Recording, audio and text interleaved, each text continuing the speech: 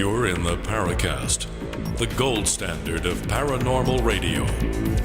And now, here's Gene Steinberg. Well, we had a great show last week.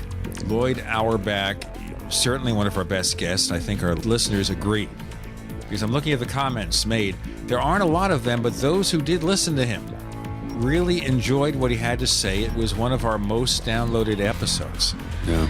And I was very impressed by his level-headed approach to the whole subject, by the fact that he's not afraid to be appropriately skeptical. Right. Well, we're going to have three in a row, a trifecta with level-headed experts. Right, and we'll get into that in a moment. This is one where anytime we have this guest on, it's going to be direct, it's going to be forthright, and we'll even worry as we progress whether he'll get so ornery he'll just leave. So Well, that could happen. Yeah, it could. It could. All bets are off. We'll explain that in a few moments. Okay, so as most of you know, despite one's better judgment, I am a member of MUFON and have been for quite a long time. We know that MUFON has this TV show that uses their name called Hangar One, which has got an incredible amount of criticisms because of the fact that they've put on some cases there for the sensational value, not because these cases are necessarily credible. Or even MUFON reports. Right. So what was it the old story of Jackie Gleason and one of the presidents seeing the little gray men or whatever? You know, it's for nonsense. But I'm looking here at the May 2014 edition of MUFON's journal, issue number 553. So imagine this. They've published 553 monthly magazines. And that's a lot of stuff. It's a lot of information. And in this one, Jan Harzan, who's their international director and has been a guest on the Paracast, by the way, Yeah. he remarks here that the TV show has brought a flood of new witnesses, that a lot of people having watched this show have taken it seriously, despite the questionable nature of the content, but that's my editorial comment, and have reported their experiences, but some are pretty wacky. So he talks about supposedly somebody who was traveling from Phoenix to San Diego. This is back in the 1970s. And he picked up a hitchhiker. Now, we all know that that's not necessarily the safest thing to do, because when you pick up a hitchhiker, you don't know who they are and what they're planning. He picked up the hitchhiker, a gentleman who claimed to be E.T., claimed to be an extraterrestrial. It's one of the things they heard. Okay, that's pretty wacky. Let's get to the other one here, where somebody claimed to have befriended a gentleman in the military who said he had some important information he needed to keep safe, and then told a story about being followed by men in black. Now, it's very possible these cases are as described, that somebody picked up a hitchhiker and that person claimed to be E.T. It's also possible that there were alleged men in black involved in this other case. Very possible. But you wonder here whether a TV show like that with outrageous, improperly researched information attracts a crowd of people who are going to report wacky stuff. I think that's kind of a foregone conclusion. I'm just wondering about the guy that picked up E.T. Didn't he notice that he had a long, skinny neck and these like paddle-like feet and was only about 2.5 feet tall? Well, if it was that, but the person claimed to have assumed a human form, so as not to upset anybody. Oh, okay. I thought you were talking about the E.T. No, the E.T. Who knows? Who knows what form E.T. might take, and who knows whether or not the form in which we see them is their real form. You think back to the movie Contact, where in that movie Jodie Foster supposedly meets E.T., who appears to her in the form of her late father, with whom she had unresolved issues, whatever. And he said that he did that to appear more acceptable to her. Not like the creatures in it came from outer space. Who knows what E.T. looks like? Wait a minute, Gene. Hold on. If they have the technology to fly between star systems, what the hell's the guy doing hitchhiking? It doesn't make sense. He wants to see how the other half lives. What, they ran out of trilithium crystal and he had to like hitchhike to the nearest star station or something? Or Well, remember Star Trek IV, The Voyage Home. Right. They had to get those dilithium crystals. And of course, in 20th century Earth, getting dilithium crystals is pretty difficult. Scotty had to work extra hard. He had to use a first-generation Apple Macintosh, for example, to create transparent aluminum. Does anyone know what I'm talking about? Is that the one with the whales? They had to capture the whales? They had to capture the humpback whales. All right. And that's the one directed by... Leonard Nimoy. Right. And you know what other film he directed? I Am Curious Yellow. You wish. 3 Men and a Baby. Really? Really, the first one, he directed that. Boy, you are quite the film buff, boy. Well, you know, I do want to let the cat out of the bag. I've been in touch with Tracy Torme and maybe doing a little research for 701 the movie. Okay? Okay. All right, we're looking into current cases, by the way, ladies and gentlemen. Looking for cases like 2013 and 2014. As a matter of fact, there is one in the MUFON Journal, December 25th, 2013. One of these nighttime sightings where someone's in a car and they see this big dark object. You know, one of those typical classic style cases that happen at night. And, you know, it's funny. If you look at the reports of UFOs in 2013, we had almost a genuine flap there. Maybe it didn't get national publicity as in the old days, but there are lots of sightings, not just in the MUFON Journal. Yeah, no, there definitely was a spike, especially in the beginning of the year. Right, also in Canada. Chris Rutkowski was on our show just a few weeks back talking about the Canadian UFO flap. Right. An amazing number of sightings, as if ET, or whatever the UFOs are, and we're not saying it's ET, as if they have returned to see what's going on. Or maybe because the Arctic caps are melting? Yeah, maybe they're being driven south. Right. So they can't have their Arctic and Antarctic bases anymore. Right. They're Global fortresses warming. of solitude. Yes. The Fortress of Solitude is going to melt. Think about that. Maybe the next Man of Steel movie, Batman versus Superman, his Fortress of Solitude will have melted. He'll have to get an apartment in Metropolis or something. You know, rents are pretty high. You know, working as a reporter, you don't get a lot of money. How does he afford it? It's even worse in Gotham City. Yeah, but Bruce Wayne's a billionaire, so it doesn't matter. Oh, true. As is in the Arrow TV series, Oliver Queen is a billionaire, although in the series now he's an ex-billionaire. We have a great guest today, and I don't know what we're talking about, but let's talk about our guest. And this guest is a number one in our book. He's somebody who's been on the show before, and he is forthright. He is direct. Oh, boy, is he. He takes no prisoners. No.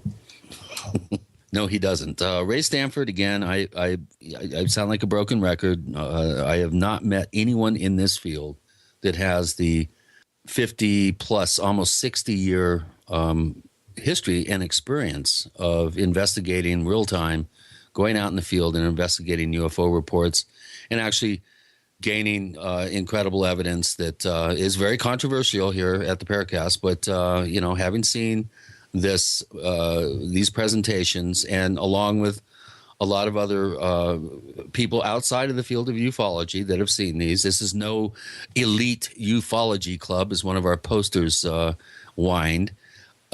He has made his material available to a number of scientists in a number of different disciplines. And, you know, if you piggyback on top of his paleontological work of looking down and looking at trackways, Ray's been looking up for 60 years and looking at trackways in the sky. And, you know, at some point, this information is going to come out, and all the naysayers and boo birds are going to have to take one big giant step back. I'm really glad that Ray agreed to come on the show. He's pretty shy and retiring when it comes to, you know, exposing, you know, his current thinking, his current work on radio and on TV. But he recently had... So we're really looking forward to having Ray on the show, and we're going to hear a lot of really interesting stuff as usual. You want to sit down? You want to get ready for this one? It's going to be a doozy. Ray Stanford coming up next with Gene and Chris. You're in the Paracast.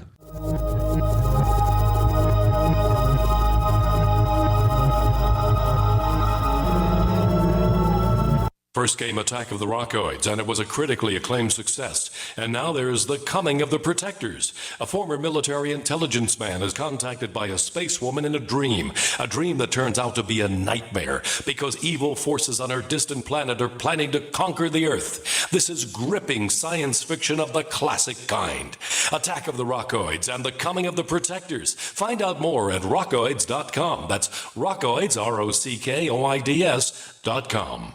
So here's what happened. I was placing an order online. The site went down. It took hours before it returned, but I had already placed the order with another company. If your site goes down, you could lose business. And if you have a business or personal site, you'll want to know it's easy to run and it will stay online. At iWeb, your site is hosted on one of the most reliable networks in the world. Talk to a sales rep at iWeb.com. Use the promo code TechNightOwl for a special discount. Gold. It's like nothing else on Earth. From the Romans through the Renaissance, from the Industrial Age to the Space Age, gold has weathered the test of time. For 6,000 years, gold has remained the ultimate store of wealth. According to the World Gold Council and the U.S. Mint, demand is at an all-time high. The stage is being set for the reemergence of gold as the common-sense alternative to a fiat paper currency that gets weaker every day. Midas Resources is proud to offer the hard-hitting report that arms you with the truth you need to protect you and your family from the Fed's plans for your hard-earned money. Don't gamble with your future. Call Midas Resources today and ask for your free copy of As Good as Gold. Call 1-800-686-2237 for the report the Fed hopes you'll never see. As Good as Gold can be yours by calling 800-686-2237. If you have ever thought about owning gold, you must read this report. Call Midas today at 800-686-2237. For over 5 years, you've been hearing about the Berkey guy, so you may know a few things about him. For example, you are well aware of the superior quality and effectiveness of Berkey water filters and accessories. But did you know the Berkeys have had independent lab tests done to prove just how effective they are? It's true, and he can email you the test results. Just visit goberkey.com. You may also know that the Berkey guy has helped tens of thousands of people get better prepared. Now here's something you may not know. GoBerkey.com has amazing specials and deals all the time on a wide variety of survival and preparedness products, most ready to ship same day. Visit the Berkey Guy at GoBerkey.com and be sure to click the red Products on Sale Now button. You can always call toll-free 877-886-3653. Again, that's 877-886-3653. GoBerkey.com, home of the Berkey Guy. Springtime is save big time at Herbal Healer Academy. Long-term customers know spring is the time to stock up at herbalhealer.com. And for new customers, welcome to the web's best place to save on vitamins, minerals, and more. Log on for spring specials, including our 500 parts per million colloidal silver, all sizes on sale. Choose from Herbal Healer's great variety of weight loss products like apple cider vinegar, Hoodia and Metabolic Complex, and Pro Metabolic, all on sale now. Also, the Anti-Parasite Intestinal Freedom and Warwood Plus Complex, plus Stevia Liquid Sweetener and the Super Enzymes, all on sale for spring at herbalhealer.com. As always, we offer certificate correspondence courses in natural medicine. Enjoy same-day shipping and free online newsletter. Log on now to herbalhealer.com and click on Spring Specials to save big with our nation's leader in supplying quality natural medicine and education since 1988, Herbal Healer Academy. We'd like to hear from you. If you have a comment or question about the Paracast, send it to news@theparacast.com. That's news@theparacast.com. And don't forget to visit our famous Paracast community forums at forum.theparacast.com. Proud to have Ray Stanford back on the Paracast. As I said before, we're not just trying to butter him up. He's always one of our favorite guests. He's forthright, he's honest, he's direct, he takes no prisoners. But I think if you upset him, you'll become his prisoner. I don't know. But anyway, Ray, welcome back on the show. Now, I thought of you again because a few weeks back we had James Fox, who's working on this new UFO documentary, which is currently called 701. And he mentioned spending a week with you, Ray. Can you tell us more about that? Well, he spent, I think, 8 days here at least, and it was a wonderful time. He's a mighty fine person who I believe is trying to do a really bang-up job. From talking with him, and I had some talk with him last night, I think that they may come up with absolutely the finest UFO-related movie that has ever been done. I mean, way beyond anything else. His objectivity and direct honesty, desire to present things as they are without exaggeration, just being factual, and so on, impressed me a lot. We went through a lot of things when James was here, and we spent, I think, 2 days or more at the National Archive. And, of course, as I think he probably mentioned in the interview that you had with him a few weeks ago, that we came across a great document that just thrilled me, more thrill than I've had in years, in which that was written in early September 1964 by Dr. J. Allen Hynek to the Division of Foreign Technology at Wright-Patterson Air Force Base, that actually drew the red symbol that Zamora had seen on the side of the vehicle. And indeed, it contained the V with 3 lines that I had said in my appendix in the book was probably the real symbol and not the one with the arc, with the arrow and the line under it, that Zamora had told people he had seen after he had a heart-to-heart conversation with Captain Richard T. Holder, who was the uprange commander at White Sands. That was the integrated Holloman White Sands Range, which means it was used jointly by the Air Force and the Army.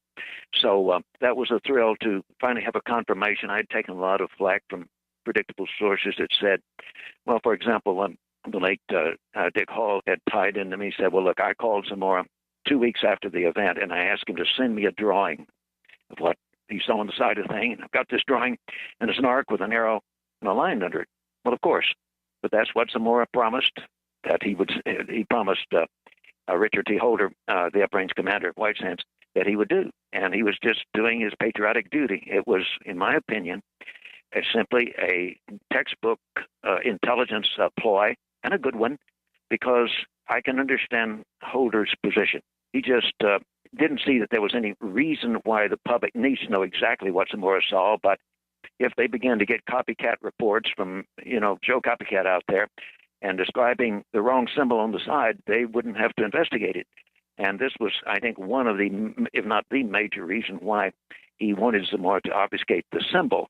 But let me, in mentioning that, mention that the obfuscation of the occupants, and by Dr. Hynek in his press conference described in my Soccoro book, the obfuscation, in fact, by Zamora for quite a while afterward, after he had talked to the FBI agent Arthur Barnes, was, at the request of Barnes, he suggested that he not get into publicly the discussion of the fact that there were these little beings there. Now, people have asked me, and I went over this with James Fox quite in detail. People have asked me, now, did Zamora really say that these guys were little bitty guys, or were they could have just been small, 5'6" humans? The answer is they definitely were small. He stood there beside the Northwest creosote bush, by the Northwest imprint, landing gear imprint. He stood there. He was on my right, and Hynek was on my left, and he put his right hand up about 6 inches below the branch that was sticking out there, and he said, from up there on the rise, he said, I saw him standing there. He said his head came about this far down below this branch. And I said, Monty, in practical terms, what kind of person, what height person would you put there? How would you describe it? He said, well, it was like a little boy, maybe 10 years old. There was no ambiguity about it. Of course, he was with Hynek, to whom he was supposed to tell the truth, nothing but the truth. He was the Air Force representative at that time. And this was not in the public situation. But ironically, when we got over to the press conference within a half hour afterward at the motel, if you read the account verbatim from a tape recording in my book of that press conference, Hynek, as I described it, pussyfoots again and again. And Walter Schroed of Radio KSRC in Soccoro said, well, did he tell you about seeing these small beings? And he said, no, he didn't say anything about any small beings to me. He described something about, something that resembled white coveralls. I suppose hanging on a line outside the graph for drying. That's what Hynek did right after, within a half an hour after, right there on the site, Zamora had discussed this with us and told how small these beings were. Now, let me ask you a question here so we can define it better. What value is served by not giving so much information about the beings? I understand maybe you want to hide those labels, those emblems, because you don't want fakers to know what's going on. Right. But why didn't we hear so much about the beings seen? Well, excellent question. With the case. And here's my hypothesis to explain that. I believe that the FBI agent felt that if he said that there were these little guys out there, that immediately this would lend itself in the public mind to the interpretation that little aliens had landed there in the craft. In other words, it would tilt it toward the extraterrestrial interpretation. And I think that in his mind, in J. Arthur Burns, the FBI agent's mind, that was a perfectly good reason to ask him to play that down. I think that might have been the words he used, or not to discuss it anyway, because it really would. Immediately, it begins to sound like the guy saw aliens, because we don't usually have, for example, in Black Project Craft, we don't usually have a couple of midgets flying them around. Good point. For our new listeners and folks maybe not up to speed about the Soccoro incident, this is one of the cornerstone cases in ufology, in the estimation of many ufologists that have studied this phenomenon for decades. This is one of the most important cases. And Ray's book, Soccoro Saucer and a Pentagon Pantry, in my estimation, my opinion, is the finest book ever written about a single UFO case. I mean, you literally, not only do you leave no stone unturned, you overturn stones and found incredible physical evidence. Right. Now, Ray, we've had in the last 3 years, there's been an attempt to rewrite history by some researchers out there that have claimed that a letter written by a professor at a local college there, written to Linus Pauling, actually, the famous Linus Pauling, Nobel Prize winner, that this was all, the Soccoro event was all a hoax by college students, and they put up a balloon with some flares on it, and to get back at Zamora for whatever reason.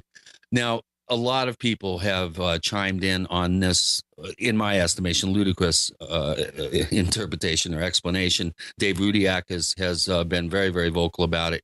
Yes. Now, we did a whole show discussing this, which I recommend that our listeners go back and listen to. But what is your recent feelings about this? Do you think that with the 50-year anniversary now of Soccoro, do you feel that this case still is as important and as relevant, I think, now as it was prior to these revisionist historians?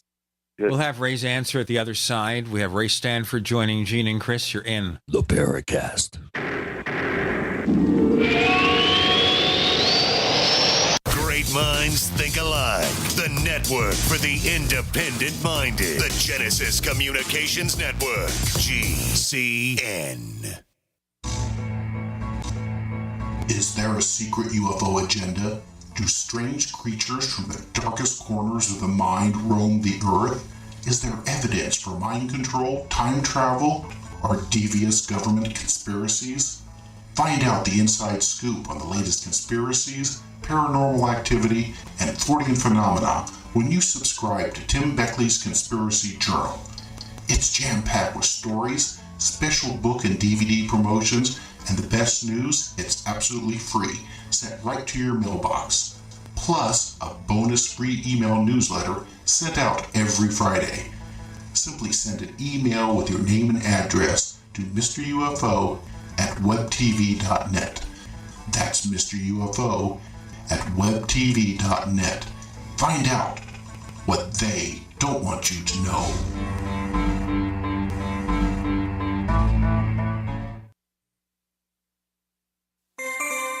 This alert just came in. This special announcement is for business owners and leaders of organizations who've been waiting for the right time to build. General Steel has made it impossible to wait any longer with rock-bottom prices that could save you thousands. That's right, General Steel, America's leader in pre-engineered structures, is offering buildings at prices you will never see again. Don't miss these prices. A 50 by 100 for $35,000. You heard right, that's 5,000 square feet for $35,000. Manufacturers, if you need a larger building, try a 100 by 100 commercial building for $129,000. You can't afford to rent with these prices. Imagine a 70 by 100 foot church building for under $69,000. With the economy improving and interest rates still at historic lows, you can't afford to wait. So call 866-91-STEEL. Lock in your price now. Call 866-91-STEEL. That's 866-917-8335. I will never forget the day my son Jeremy told me he hated me and slammed the door in my face. I'm behavioral therapist Janet Lehman. Behavior problems can turn the child you love and your life into a nightmare.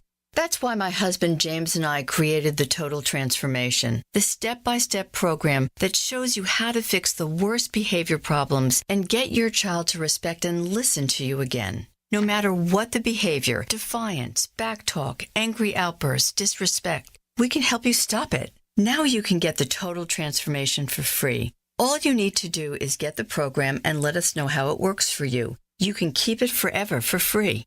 Limited number of free programs available. Call now 1-888-912-1595. 1-888-912-1595. That's 1-888-912-1595. 1-888-912-1595.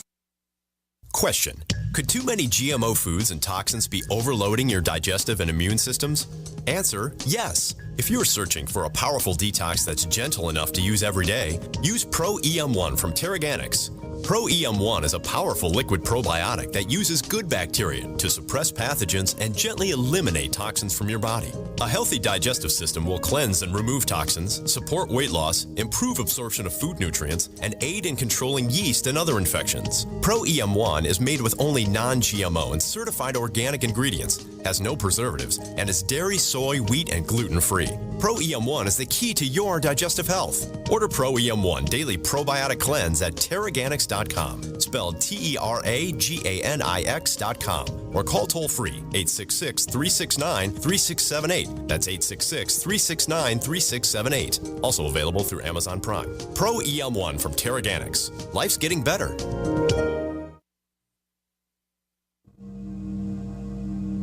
This is Leslie Kane, and I'm with the Coalition for Freedom of Information, and you are listening to the Paracast.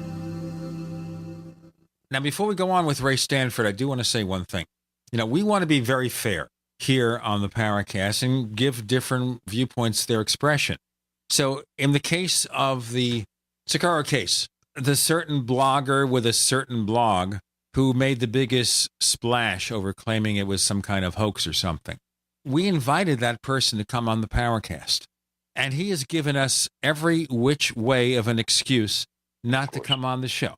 First, he didn't have time. Then he had a sensitive job that would somehow be impacted if he went on a paranormal radio show, although he has no problem about writing about the paranormal, about UFOs in print.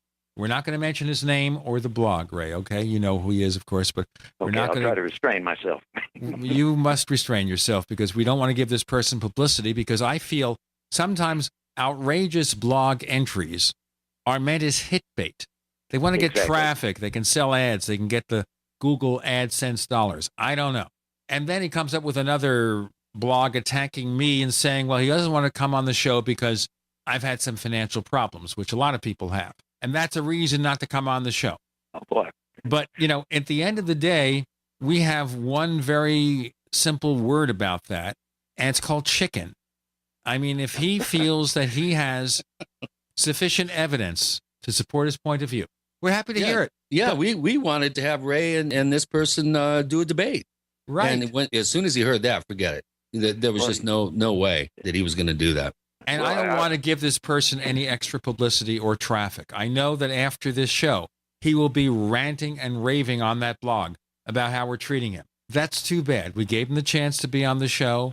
All we got were excuses. So let's go past that. But obviously, the question is out there, Ray. How do you respond to people who might take something like this seriously? Okay. It's very simple. Let me go back to my first days at Soccoro, and I've spent quite a number of visits there. But my very first visit there, Walter Strode of Radio KSRC and I were sitting having dinner in a restaurant there in Soccoro. And he said, oh, by the way, he said, I went over to the New Mexico School of Mines Tech, whatever they call it there today, and talked to Sterling Colgate, who's the guy that Linus Pauling had gotten a letter from. And I asked him what he thought about this. And he said, well, of course, it's obviously a student prank. And he said, oh, really? He said, do you know who did it? He said, no, I don't know who did it. But he said, you know, look, the stars are too far away. He said, people are saying that an alien craft landed there. Well, it's impossible. So it had to be a student prank. We don't have a technology of that type that could do what was described. But he said, it has to be because the stars are too far away. Well, that to me is not a scientist talking. It sounds more like faith. But anyway, so Schroed kind of laughed, and I kind of laughed. And, well, that's your typical academia, got his head in the books, but not looking at the case. Years later, this letter crops up where he happens to say to Linus Pauling that it was notes. Well, I think that I don't think he intended that to become public. He was just stating his opinion. But after the years had passed, just remembering it more as the fact. That's the way people of faith are. And does he dare come out and say, well, I was just, that was just my opinion? Oh, no, not after those years in a letter to Linus Pauling. I don't think he would. And here's the problem with the whole story. It doesn't match the facts. In the first place, Lonnie Zamora, contrary to the reports that you read, even in the Air Force files, they'll talk about the distances vary from 800 feet or so that he was up on the hill when he saw the occupants down below to the more accurate accounts of over 400 feet, but probably less than 500 feet. The accounts will tell you that, he parked his car. One of them says 120 feet from the object in the ravine and then got out and took a few steps toward it. That's not true. When I was there, Dr. Heineck had been driven there by the state police sergeant Samuel Chavez with Zamora, and he asked Zamora to have him park the car exactly where he parked his. And so I stood there in the door trying to feel as Zamora felt of that police car, and I know exactly where it was. And it was almost exactly 50 feet from the central line of where that thing was sitting in the ravine. And when Zamora finally took steps out of the car, and he took, if I remember correctly, 3 steps. And Alan asked me if I would walk off for the distance from where Zamora had hit the ground in a prone position with his head in the opposite direction, as he'd been trained to do in the Army, Oceans. I walked that off, and it was about 35 feet. Now, it's a clear, beautiful day. Let me point out that the wind was gusting out of the west-southwest, and there were gusts up to over 40 miles per hour at times. I don't know where the beats are coming from, but we'll ignore them. Keep that in mind. It's a very important fact. Anyway, Zamora saw this thing at close range, and he still had his glasses on. That's very important. They weren't knocked off until he ran after the takeoff engine turned on, and in the tremendous roar, he finally got up when he realized it wasn't exploding, ran and bumped into the back left fender or bumper of the car, lost his glasses. So he had a good look within 50 and then 35 feet of the thing, and the insignia on the side. Now, the story that's been perpetrated on this case is that, finally they decided, these guys must have had a hot air balloon. Well, there's some big problems with that. In the first place, the thing was seen by tourists heading into the Whiting Brothers service station on the north side of town, and Opal Grinder and his son Jimmy had no idea what had happened down south of town with Zamora. But these tourists stopped an old green Cadillac, and Jimmy was wiping the windshield, and the guy said to Opal Grinder, he said, you got some weird pilots flying around here. This weird aircraft almost took the roof off of my antenna, he said, the radio antenna off our car. He said, I saw this thing go over to the southwest of us, and he said, I saw a policeman and head up the hill in the direction it had gone. Let's keep in mind that then there had to be a balloon in the air, and Zamora saw apparently a landing exhaust flame. He heard the roar first, and he looked over there. He saw the flame. So this alleged hot air balloon had to be in the air. So you have to decrease the heat in order to make the thing descend. Now, this takes considerable time. In the first place, the hot air balloon should not have produced enough noise that Zamora would have heard it in his police car. The wind was blowing strong. It's impossible. In the first place, they would have to lower the temperature and gradually bring it to the ground. Okay, there was a very short time that it took Zamora to get to the top of the hill. In a few more seconds, he saw the 2 occupants that were outside the craft, and he then went around alongside them that came up 50 feet from it and then took 3 steps, as I said. Okay, immediately the thing took off. They would have had to have then, having landed it and cut the temperature out of the hot air balloon, you would have to reheat it to make it rise. Impossible in the short time. If you've ever had any dealing with hot air balloons, as I have, it rises up to 20 feet and takes off directly into the west-southwest wind, the wind out of the west-southwest that was gusting at times over 40 miles per hour and was pretty steady over 30 miles per hour. Wouldn't that make it pretty difficult also to control a hot air balloon? Well, I would say so. It'd be impossible. Exactly. You wonder what propulsion they had to propel this thing against this wind.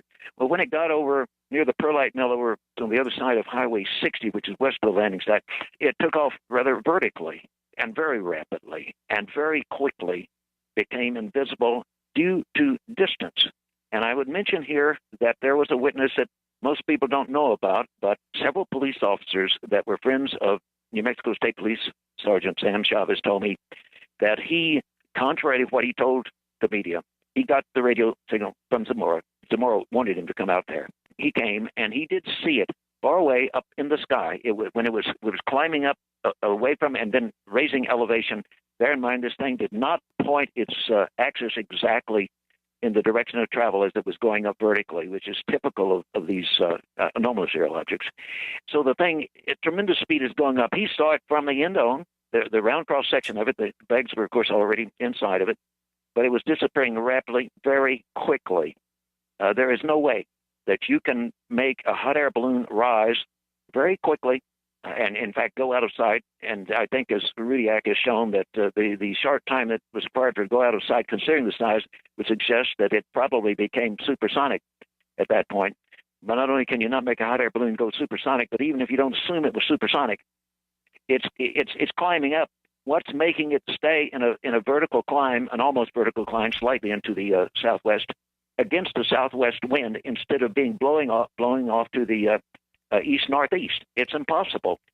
There's a lot more to say and a lot more to explain about why this could not have been a hot air balloon, and Ray will tell you more about it with Gene and Chris. You're in the Paracast. Not just an alternative to the mainstream media. We're the premier independent talk radio network. We are GCN. Attack of the Rockoids has been well received by critics and readers alike. It's a thrill-a-minute story you'll never forget. A former U.S. military intelligence officer is haunted by intense dreams about a beautiful woman pleading for his help after a terrible battle in outer space. But the dreams turn out to be true and thrust him into a telepathic love affair with a woman whose faraway planet is intent on destroying the Earth. And now the gripping tale continues in The Coming of the Protectors. It's the second book of the Rockoids trilogy, a galaxy-spanning adventure that pits our hapless heroes against powerful, fanatical enemies that threaten the lives of freedom-loving beings everywhere. Attack of the Rockoids and The Coming of the Protectors. Classic science fiction at its best, available now. For more details, visit rockoids.com. That's ROCKOIDS.com. Imagine an acne treatment breakthrough that even Proactive says is better than Proactive. Announcing all new Proactive Plus, the revolutionary new way to clear your skin from the #1 name in acne care. Proactive Plus is our best, most effective solution ever. And when you call 1-800-721-4255 today, you can have it tomorrow. Proactive Plus is the modern acne miracle that treats your skin beautifully. The plus means more precise, targeted medicine for faster, gentler acne prevention, and more skin-loving solutions so your complexion can look bright and beautiful. I am just so happy with Proactive Plus. I don't think my skin has ever looked this good. Call 1-800-721-4255. Be one of the first to try Proactive Plus. Guaranteed 100% risk-free. You won't see this limited time offer on TV. It's a radio exclusive. 1-800-721-4255. 1-800-721-4255. Hi, this is Steve Sanchez, and based on a recent study, it was found that 57 million Americans had legal issues over the last 12 months, but only 60% of those studied sought out the services of a lawyer. Why? In a nutshell, affordability. Well, my friends at Legal Shield have created a solution that can help you not if, but when you need an attorney. For as little as $17 per month, Legal Shield will provide you unlimited access to qualified attorneys at an accomplished law firm for advice and counsel on legal issues, no matter how serious or trivial.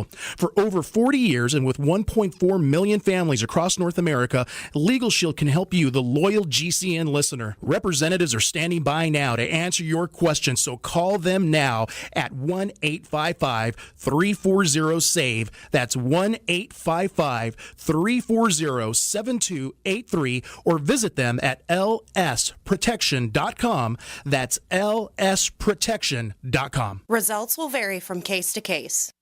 Ouch! My back is out again. Hi, Dr. Ortman with Wellspring Spinal Care. If you're experiencing neck, mid, or lower back pain, this information is for you. One of the complaints that I hear is patients receive their typical adjustment, only having to repeat them as the pain returns. Putting the bones back in place is only half of the battle. At Wellspring Spinal Care, we have the entire solution. We use the NUCA approach, utilizing three-dimensional x-rays and gentle touch technology to deliver specific correction. We then design a custom nutritional supplement program which provides essential nutrients targeting the areas of concern. With a NUCA approach and proper nutrition, you'll be on your way to a faster and more permanent recovery. To get you on the road to wellness, visit drortman.com. That's drortman.com, or call us today, 952-303-9124. That's 952-303-9124. Wellspring Spinal Care, chiropractic done right.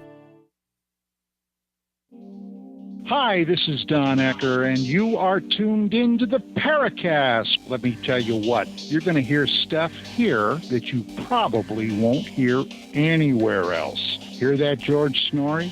So we have the claim here that is being refuted step by step, inch by inch, from Ray Stanford, explaining why the Soccoro, New Mexico UFO could not have been a hot air balloon, even if you ignore the two small beings. So we can't have supersonic, Ray. We can't have supersonic hot air balloons unless that's itself some kind of alien phenomenon. It does. It surely does. We won't even talk about the physical evidence left behind at the site. I mean, let me mention one aspect of physical evidence. That there was a television broadcast which there was analysis done on Soccoro. There was analysis done at a lab from some of the soil out of the ravine. And it was determined that nobody could have melted the soil with a blowtorch. In fact, it would have taken a sustained heat at over 1,400 degrees centigrade to produce that soil in a vitrified state, turned to glass. And let me say that the first reports of this vitrified glass came to the UFO world from the now late Dr. Jim McDonald at the University of Arizona, Tucson. He was the senior atmospheric physicist there, James McDonald. And he had learned it from a lady who I have a picture of her standing at the site with Air Force people and the FBI agent. Her last name was May. I think her first name, if I remember correctly, was Mary. And she contacted Dr. McDonald and told him that vitrified soil from the site had been taken and analyzed at a lab, I believe, in Las Vegas, not in Nevada, but Las Vegas, New Mexico. Well, this is very interesting because I just discovered last week in an Air Force file on this that the physical evidence was not taken by the Air Force. You see no mention of, except for a search for hydrocarbons or propulsive materials in the leaves that I helped Heineck collect. I gave him the containers to collect them in for the Air Force. You see no other mention. You don't see the vitrified soil mentioned. Well, that was, in fact, taken by Captain Richard Holder. He had told, and it's mentioned in the Air Force report, that he had indicated that they had facilities, access to facilities through White Sands to get analysis done. That's how it got over New Mexico and to ultimately the laboratory in apparently Las Vegas, New Mexico. So we now know the route of it. And since it went through the Army, it's interesting. I think that, in fact, my friend Chris Lambright in Texas has, I think, filed 2 FOIA requests, one to headquarters of Army Intelligence, trying to find out what he can get. And they will not answer him. I mean, they've not responded to his requests. And I think the time limit is, at least the first time limit on a certain type of response has passed. I could be wrong. But the point is, they've never responded. But I think there's where it disappeared to. It disappeared into Army and not to the Air Force. And, I'm not saying that Captain Holder, who was with the Army, had a conflict of interest, let's say, inter-service rivalry, but you never know. Anyway, that does not show up. No mention of the vitrified soil in the Air Force files. But I should also say that Zamora told me in August of '64, when I came back right after the debacle at Goddard Space Flight Center about the metal scraped on the rock by the landing gear, he told me that State Senior Patrolman, New Mexico Senior Patrolman Ted V. Jordan had been quite upset because he took what he felt would be very good ectochrome slides with his Argus C3 camera at the site. He arrived within a very short time, a minute and a half or two after the thing was gone. He took pictures of all the evidence. He said that, and I have the affidavit from him in my book. And let's say he did have the pictures of the so-called footprints, which were kind of crude and rough, but they seem to be footprints of possibly the small aliens. I can't be sure. We don't know because they were not clear enough. But he took pictures of all of this using a light meter he was familiar with and a camera he was familiar with. And so, as he told me and says in his affidavit, he is sure the pictures turned out perfectly, should have, exposure-wise. But he said, he asked Lonnie Zamora, since Hynek was going to be in town in that August, to ask him, how come I didn't get my pictures back? I want my pictures back. And when Zamora, as he told me, talked to Hynek said, well, look, we couldn't return it because the film was fogged as though by radiation. He may have used the term blackened, either blackened or fogged, as though by radiation. That kind of evidence could lend itself to possibly insight into a highly sophisticated propulsion system, and the pictures could not be returned for that reason.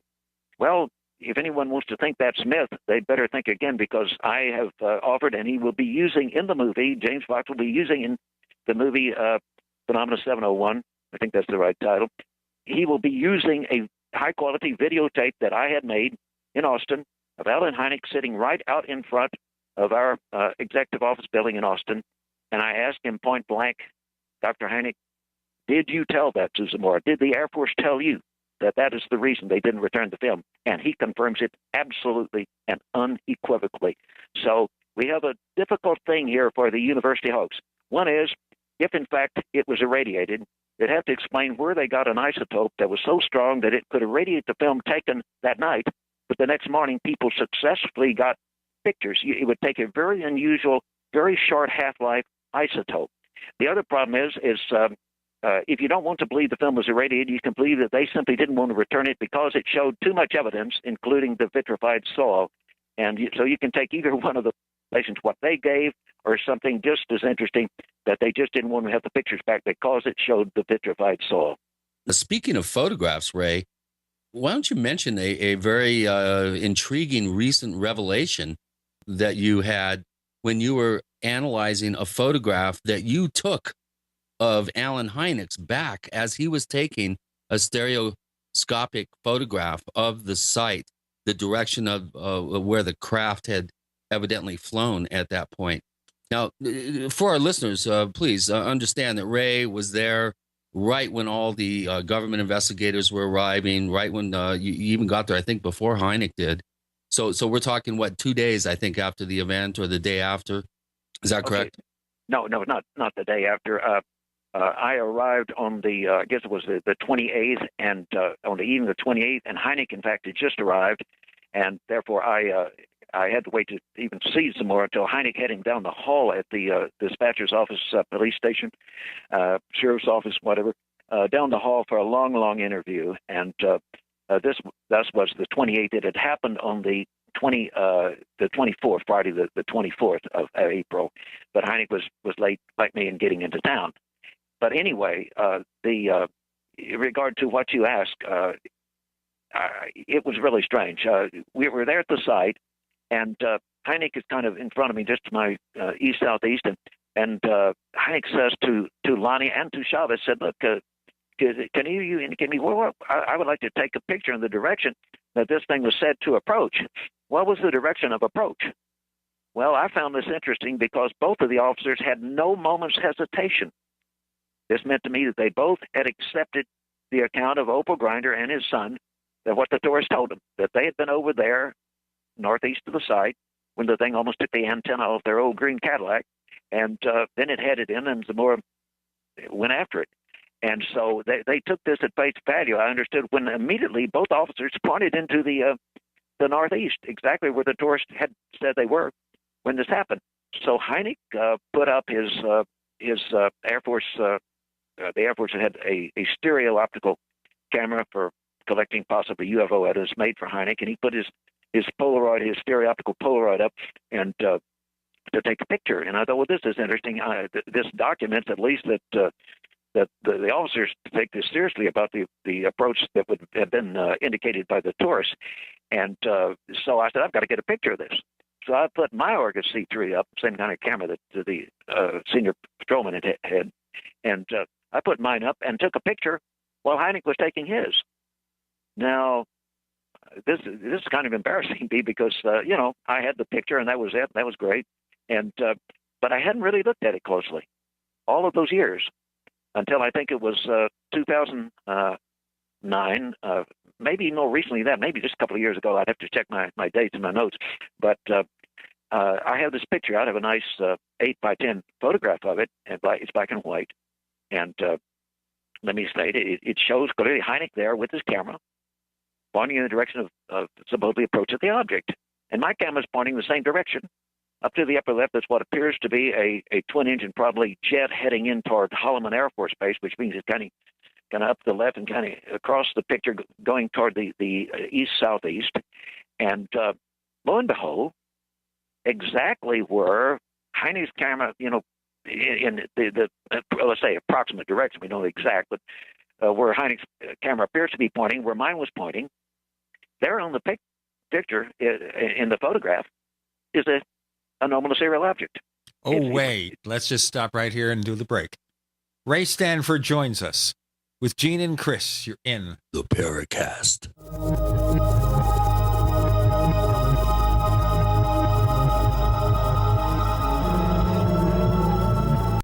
Free from the shackles of corporate America, we're the place for independent thinkers. GCN. Hi, this is Ted Anderson. If you'd like to listen to GCN programs on the go, I have great news. GCN has created a Droid and iPhone application, and it's free. Just as easy as going to GCNlive.com, click on the banner, and download. Before you know it, you'll be listening to your favorite hard-hitting GCN shows, live or on demand, right on your Droid or iPhone, 24/7 and on the go. So download the Droid and iPhone app free by clicking on the banner at GCNlive.com. Thanks again for listening to GCNlive.com. Again, that's GCNlive.com. We the people grow cotton, weave fabric, engrave ink, embed strips and fibers to protect from counterfeit and carting to a private bank, having it led back at interest, forcing taxes to service debt. This capitalism, or was Jefferson correct when stating a central bank issuing the public currency is a greater menace to the liberties of the people than a standing army? Hi, Ted Anderson. I'm placing a free silver dollar in a book that explains our monetary system. Call for your copy, 800-686-2237. It's time to understand the system. Call 800-686-2237. That's 800-686-2237. If you're worried about your health and you're tired of the nasty side effects of harsh drugs or antibiotics, then look no further. Supernatural Silver is the answer. Supernatural Silver is a powerful immune system enhancer that can be used every day to help keep you healthy and well with none of those nasty side effects. It's extremely safe for use internally as well as topically. And Supernatural Silver is hundreds of times more effective than colloidal or ionic silver. It is perfect for use in the sinuses, eyes, ears, and on any wound or skin issue. Supernatural Silver is also extremely effective when taken orally and can help fight off bacteria, viruses, and mold that may be overwhelming your immune system. Go to supernaturalsilver.com, supernaturalsilver.com, and use the promo code SILVER2014 for 20% off of your entire order and give yourself and your loved ones a fighting chance with Supernatural Silver.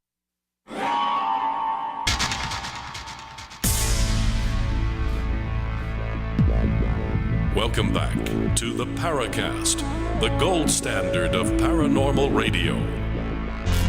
And now, here's Gene Steinberg.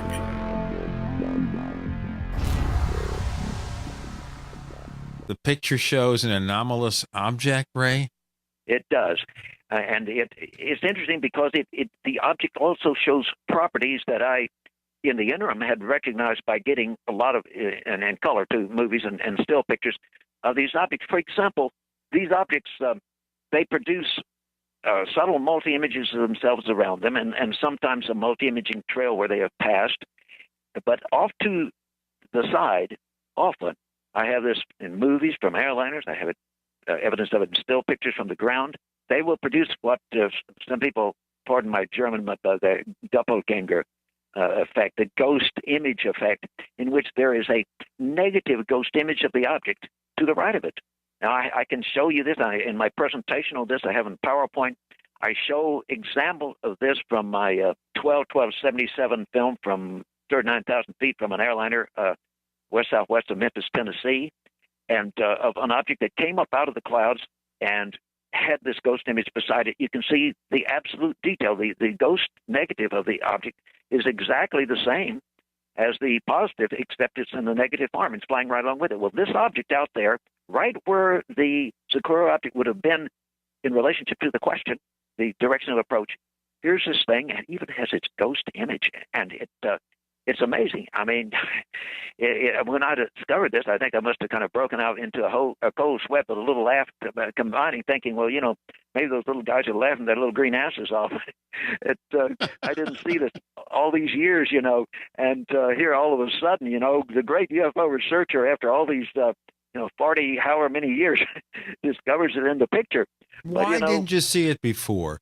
Just Because I weren't looking? My only interest in the picture. I mean, it's small. It's not a thing sitting there 20 feet away, and it's out there about probably, if it was the size the more described, it would be right out there in the area where the highway was, where it passed over that car. And it's not glaring at you, not screaming at you. I was just proud that it had a picture. In fact, it's not large. The John Lucas, who was our editor and the publisher, in fact, of the Soccoro book in the U.S., Blue Apple Books, before he came to work with us, he was a professional draftsman before he retired in the aerospace industry. And when he thought, he just, when we published the picture in the book, well, he just wiped it out, because he thought John was a stickler for everything got to be clean and perfect. He was a fabulous draftsman, and he just wiped it out.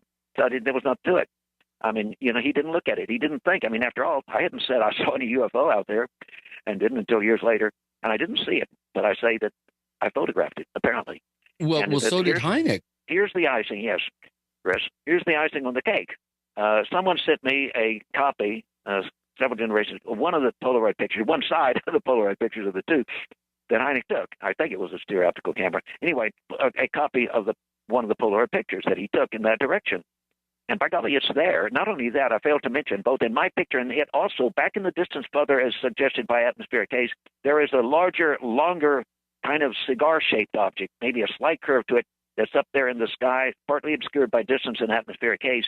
So both of our pictures show his much more poorly than mine, because the Polaroid, the resolution of the lens and the film itself was not.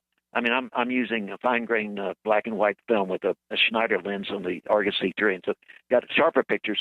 But they were taken within seconds of each other, and they're not exactly. They're almost the same place in the sky, just slightly different depending on where Hynek is and I am, and also, of course, they're probably a little motion of the objects. But they're both there. Both objects are in both pictures. And I would love to find that this was a fluke, but I can't. Now, I went to the National Archive hoping to access Hynek's original pictures. Now, normally you don't see original anything at the National Archive in these Blue Book files, as they told us. Thanks to James Fox, who's clever as a fox.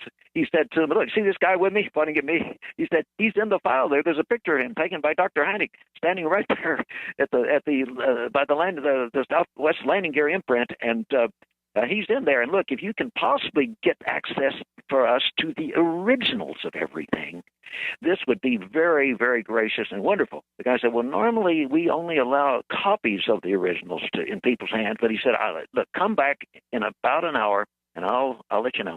Well, when he got back, he said, I'm surprised, but I got permission. When we went through the file, we had the pieces of paper I'd helped Hynek pick up and provided him containers for. We had his pictures, pieces of paper with the burns on them, right there in our own hands. Everything, the originals, the drawings, the notes, everything. We had the originals, but when it came to Hynek's Polaroid of the direction of approach or any of the others, they were not there. And so I went to the lady that was head of that section, and I said, everything else is original here. Do you have any idea? Do you have the original? She said, no, that's all we have. She said, I don't know. She said, I would have thought they were there. She said, I don't know. I said, do you know how we could try to find them? She said, no, I have no idea where they would be. And she sounded, and I'm sure she was, totally sincere. So for whatever reasons, Hynek's original Polaroids are not there. And I was hoping at least to find even a copy, better than the one that had been sent to me electronically by someone who had one. But no, they are way down in high contrast due to multiple copying, down several generations, in other words. So you can't even see the objects in those. They're so bad. But anyway, I have the picture, and much to my amazement, we looked like, it seems like we were photographing the same two objects in the sky. And more amazingly there is a deduction from this that if you're willing, you can make. And that is, were they somehow, one could say telepathically, or were they actually somehow physically with instruments at the landing site, heard what was said, and laughing their little green asses off, as I love to say, said, we'll appear right there in the picture where they say is the direction of approach. And it's there. So let me ask you a question here quickly, because we have Sure. so many things to talk about, and we've spent Yes, we do. almost the first half of the show on Soccoro. And that is this particular photo. Is this something you'd be willing to upload so we can show to our listeners? I'm waiting for the opportunity to do that. I want to in a context to where I can show high-resolution versions and really give the entire story, any of the camera data that I can get, and every other fact, including the correlated photographs from my films. So I'm going to wait on that. Don't want to do that right now. It may come. I may decide that we can do that after, somewhere in the future. But let me also say that there was another strange event related to this that totally knocked my socks off. When we had been over at Goddard, we went through this whole fiasco about the cover up of the zinc iron on the rock. Of course, I was pretty upset, and Bob McGarry was with me. We were heading back, and we headed back through Texas. We went through Soccoro, and that's when we, of course, talked to Zamora, and he told us about the story from Heineken, the radiated film. Well, I decided to try to do a magnetic study. I had no sophisticated instruments. I had a magnetic compass, and I wanted to see how, at a given distance from each of the steel plates of the dynamite shack, how the compass needle would bear, how many degrees, and so it crude, it probably no scientific value, but I wanted to do with what I had anything that might have some value, and I didn't have any sophisticated instruments at that time. So Bob McGarry went over there, and I said, Bob, stand there. I need to show the size of this thing, and I don't have a yardstick, so just stand there beside the dynamite shack. So he stood there facing me, smiling, and I took a picture. I'm just paying attention to the dynamite shack. We were anxious to get out of the heat and go get a drink at a restaurant or something. And here I took my measurements, paid no attention to anything else. But here, a couple of years ago, I'm looking back at that picture, and there are 6 anomalous objects in the sky at various positions back there, and 2 of them have a lot of resemblance to what Zamora described. I mean, they don't have landing legs, and they don't have anything on the side of them, but the 2 that I'm talking about, the 2 that look like, if you could imagine Zamora's object kind of tilted where the axis of it is not quite toward you, but over to one side by about 20 degrees, 25 degrees. They're kind of like that. There are others, but one caught my eye that is less distinct than those, probably further away. It looked like the shape that we normally in the literature say we call a mothership, a cigar-shaped thing. And I took that thing and scanned it at high resolution. And believe me, in this case, I almost lost my teeth because there on the right end of it, there's an incredible object that is shaped kind of like a spherical object that then kind of stretches down toward a point like a vase that is kind of like it's plugged into this more elongated thing. We have to do the break here, Ray. Oh. And then we'll cover this, and then we'll get on to other subjects. Ray Stanford with Gene and Chris. You're in the Paracast.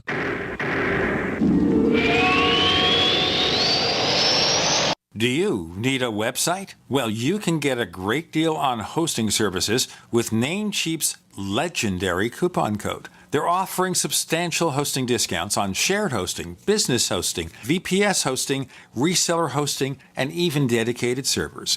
Namecheap is preferred by millions. It's backed by a money-back guarantee. Use the coupon code LEGENDARY to cash in on the special deal at Namecheap.com, Namecheap.com. First came Attack of the Rockoids, and it was a critically acclaimed success. And now there's The Coming of the Protectors. A former military intelligence man is contacted by a space woman in a dream that turns out to be a nightmare because evil forces on her distant planet are planning to conquer the Earth. This is gripping science fiction of the classic kind.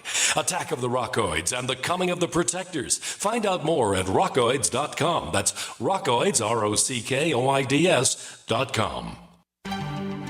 Mike Stenerson from Midas Resources. At no time in history have precious metals been more important, certainly not in my 22 years in the industry. The dollar has lost over 90% of its value in the last 60 years. No fiat currency has ever survived the government printing presses. Ours is not immune.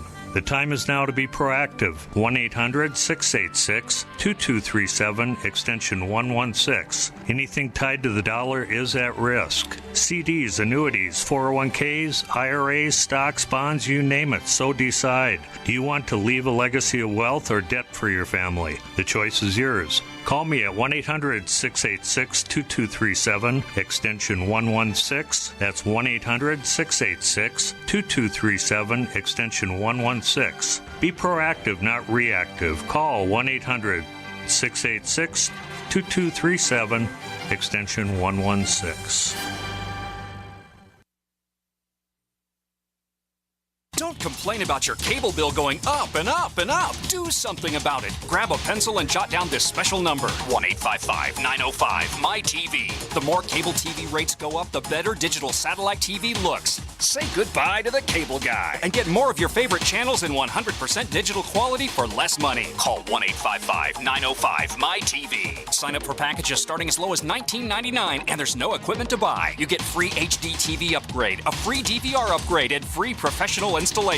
You control what you watch when you watch it. Record your favorite shows, pause and rewind live TV, even skip the commercials. Watch local channels too. At just $19.99, what are you waiting for? Pull out your major credit or debit card. Call 1-855-905-MY-TV. 1-855-905-MY-TV. Say goodbye to the cable guy. Cut costs and get more. 1-855-905-MY-TV. 1-855-905-MY-TV. There are many things the human body can do very well, but maintaining the proper pH level isn't always one of them. That's where AlkaVision Plasma pH Drops can make a world of difference. AlkaVision Plasma pH Drops helps your body do what's natural. Just a few drops a day helps rid your body of harmful waste and acid while promoting health and restoring vibrance and energy. Alkalizing boosts your immune system and can help fight headaches, irritability, cramping, and insomnia. Alkalizing also helps the body fight depression and even bone loss. To learn more about the importance of alkalizing and how you can find life-changing and vital balance, please visit AlkaVision's brand new website at alkavision.com. Same great products, but now easier to use and more informative than ever before. To get your very own Plasma pH Drops for just $29.95, call 800-518-7615 or visit alkavision.com. That's ALKA vision.com. Alkalize your body and supercharge your health at the new alkavision.com. We'd like to hear from you. If you have a comment or question about the Paracast, send it to news@theparacast.com. That's news@theparacast.com. And don't forget to visit our famous Paracast community forums at forum.theparacast.com. Okay, Ray, describe this, please, a little more, and then let's move to other topics, okay? Go ahead. Okay. It has, on the side, you actually see a three-dimensional side because you see this, I don't know what color it was because it's a black and white picture, but you have a triangle impressed on the side of it. I mean, it's like it's printed or somehow panels of color on the side with a thick triangular shape, open in the middle with a kind of a dot in the middle of it. There's no doubt. I mean, you can see it clearly. It's there, and the object is there, and it has a geometric structure on one side. Now, I don't consider these extremely important scientific evidence because we didn't see it. But on the other hand, they're not birds, they're not insects, and you can tell by looking at the pictures they were a appreciable distance from the camera of considerable size. But there's something that I just think should think about. I wouldn't put these forward as important scientific evidence because we didn't see them, didn't notice them. But all the same, it's extremely intriguing, and it makes you wonder if they are not investigating the investigators while the investigators investigate them. I'll tell you what, I think what you've done there in the last few segments is taken the claims of a hot air balloon being involved and made them seem obviously like hot air. Oh, that's a good one. I'll buy that. Okay. Let's move on to other topics. Chris, you want to take it to the next direction? Yeah, let's talk about something, Ray, that came up in a conversation we had earlier today. And you reminded me of a very interesting a B-52 disappearance that happened in 1968. Now, obviously with all the hoopla and the media coverage, almost wall to wall, 24/7 for a while, of Malaysia Airlines flight MH370, which disappeared on the 8th of March this year.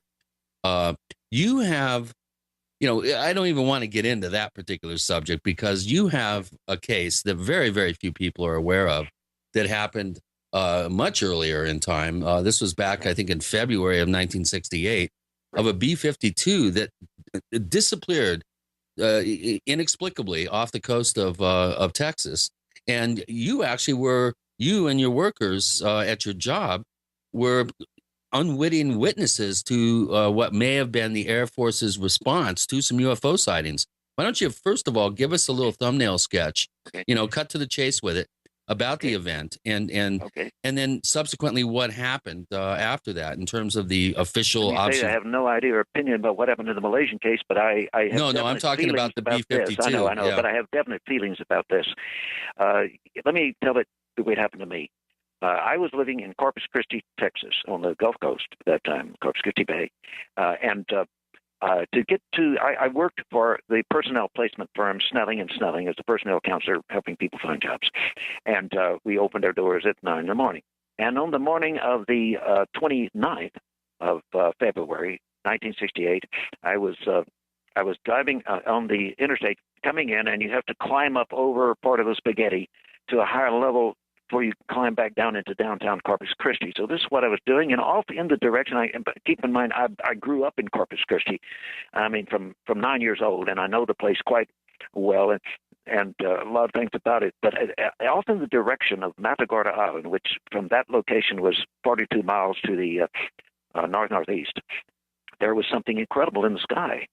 There was a huge object, and if people go to your website, they will see my drawing of that. That the drawing is in color, but it's a colorized version of the drawing that I made when I went home for lunch that day, so it would be fresh on my mind. Here's what I saw: this huge object sitting dead still, and it has a curved. It was white, a curved top, came around into a very mathematical curve on the edges to a very flat bottom, and as you saw inward from the periphery. On the bottom, there was a dark ring. Then it was further white, and then a large area in the midst of it. You'll see in my drawing there. It looked like it was open. Deeper black. I mean, it looked like the darn thing was opened. I thought I noticed. Now I'll confirm this in a minute. I thought I noticed that there were little jet vapor trails. It was way off in the distance, heading toward it. And so I rushed into the parking lot, and I was working in a building. I think it was called the 700 building. But it's the brand new modern high-rise building in Corpus Christi at that time on what's called the Hill, and I rushed in to the office of Snelling & Snelling personnel who worked, and since it was not yet 9, we had about 15, 20 minutes before we had to open our doors to public clients. I said, "Look, everybody, get out there! There's something incredible you've got to see." And everybody went out. There was a retired Marine Master Sergeant Roger Lozano and our front lady Rana and Betty and I think 4 or 5 other of the counselors there, and we all went out. We went to this big clear glass window facing that direction, and we all saw the thing was sitting there dead still. Now, this was not a lenticular cloud. You have no mountains or rises on the coast to produce lee waves. It was not anything like that. It wasn't weather. This thing was scary, and it was big, but we saw, all of us, repeated runs. We couldn't, at the distance, which it turns out this was apparently right at Matagorda Island. You call it, it's a broad sandbar type island is how it's formed over a period of time off the coast, paralleling the coast of Texas. And here approaching it, they were so far away you couldn't see the plane, but you could see the little single-engine jet vapor trails of jet fighters. And they would approach it, and Roger Lozano, who had been the Marine Master Sergeant, he said, "Those guys are making reconnaissance around on that thing, whatever it is. They're doing runs on it." And sure enough, they would go up till I imagine they got pretty freaked out at a certain distance, and you'd see them, the little trail, turn away and go off to a certain distance, and they would turn back and probably under command from headquarters do another run. Now, let me get very specific about what this was, what I found out. Well, first place, then finally, after we'd watched this for for a very good amount of time. This thing is there, and these jets keep making runs on it. We had to go back and open our office to the clients who are beginning to arrive at 9 o'clock. And when I got bad hay fever, I had to go across the street and get some antihistamine spray at the drugstore. And so when I looked out then, it was no longer there. This is the big object. So I went to the drugstore, and they had the news on.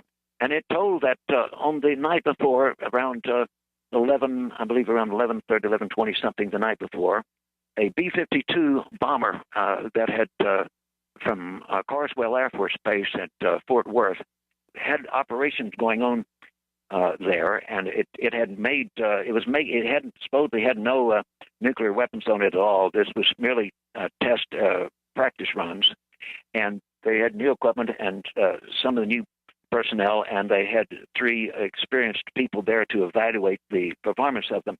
And what happened is it was on radar, and according to the AP report and other reports that I've suddenly obtained, including from the Navy, this thing suddenly, no warning, disappeared. Now, let me mention that there were, it had come from Carswell, and there were 8 personnel aboard. And this is an important case. I am convinced, personally, I don't insist people believe it, but I am convinced that this object was grabbed by what we saw the next morning. Let me, as a kind of memoriam to the people, to give people the human view of this, the view from the human side, let me tell you who was aboard. We have Ray Stanford joining Gene and Chris. You're in the Paracast.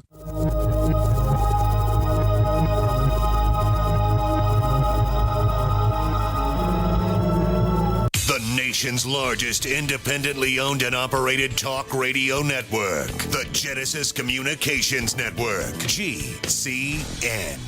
Graphic Converter is the image manipulation tool for the rest of us. It does not use any database. You get full control of all your files. Want to view the images of a folder? Drag it into Graphic Converter, and a powerful browser opens up to show your image files. You could use it for slideshows. You could use it to import images from digital cameras or from scanners. Need to do some image editing? You can do that too in Graphic Converter. Also print catalogs. Convert from so many formats I can't even list them. Download now to see if Graphic Converter is good for you, like 1.5 million other users. Guess what? You could save money when you buy Graphic Converter. Use the coupon code Night Owl. Use the coupon code Night Owl to get a special price for Graphic Converter. Go to lemkesoft.com. That's LEMKEsoft.com. Lemkesoft.com. LEMKEsoft.com.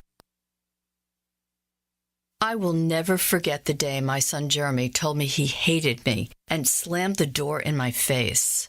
I'm behavioral therapist Janet Lehman. Behavior problems can turn the child you love and your life into a nightmare. That's why my husband James and I created the Total Transformation, the step-by-step program that shows you how to fix the worst behavior problems and get your child to respect and listen to you again. No matter what the behavior, defiance, backtalk, angry outbursts, disrespect, we can help you stop it. Now you can get the Total Transformation for free. All you need to do is get the program and let us know how it works for you. You can keep it forever for free. Limited number of free programs available. Call now. 1-888-912-1595. 1-888-912-1595. That's 1-888-912-1595. 1-888-912-1595. Great news, pure water lovers. BigBerkeyWaterFilters.com has a special discount offer for all GCN listeners. You can't do better than a Big Berkey for economy. For only 1.7 cents a gallon, a single set of filters can last for 5 to 10 years. There's none better than a Big Berkey for emergency preparedness as a backup water source. And you just can't beat a Big Berkey to remove dangerous chlorine, all types of fluoride, pathogenic bacteria, cysts, parasites, and unhealthy body byproducts from municipal water. Berkey water filter systems are even powerful enough to purify stagnant pond water. For the gold standard in water filters, get a Big Berkey at BigBerkeyWaterFilters.com. And all GCN listeners get 5% off all ceramic filter systems. For details, call 1-877-99-BERKEY. That's 877-99-BERKEY. Big Berkey Water Filters, for the love of clean water. Question: could too many GMO foods and toxins be overloading your digestive and immune systems?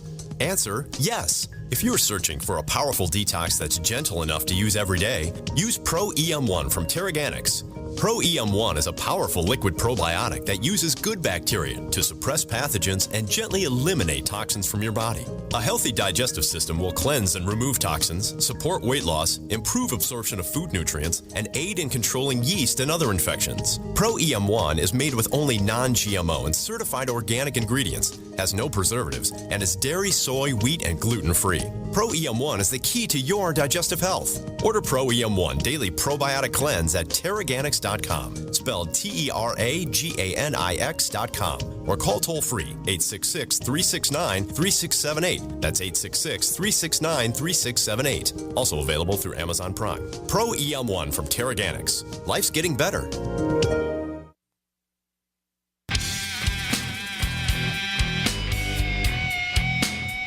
This is Kurt Sutherland, the author of UFO Mysteries, and you're listening to the Paracast.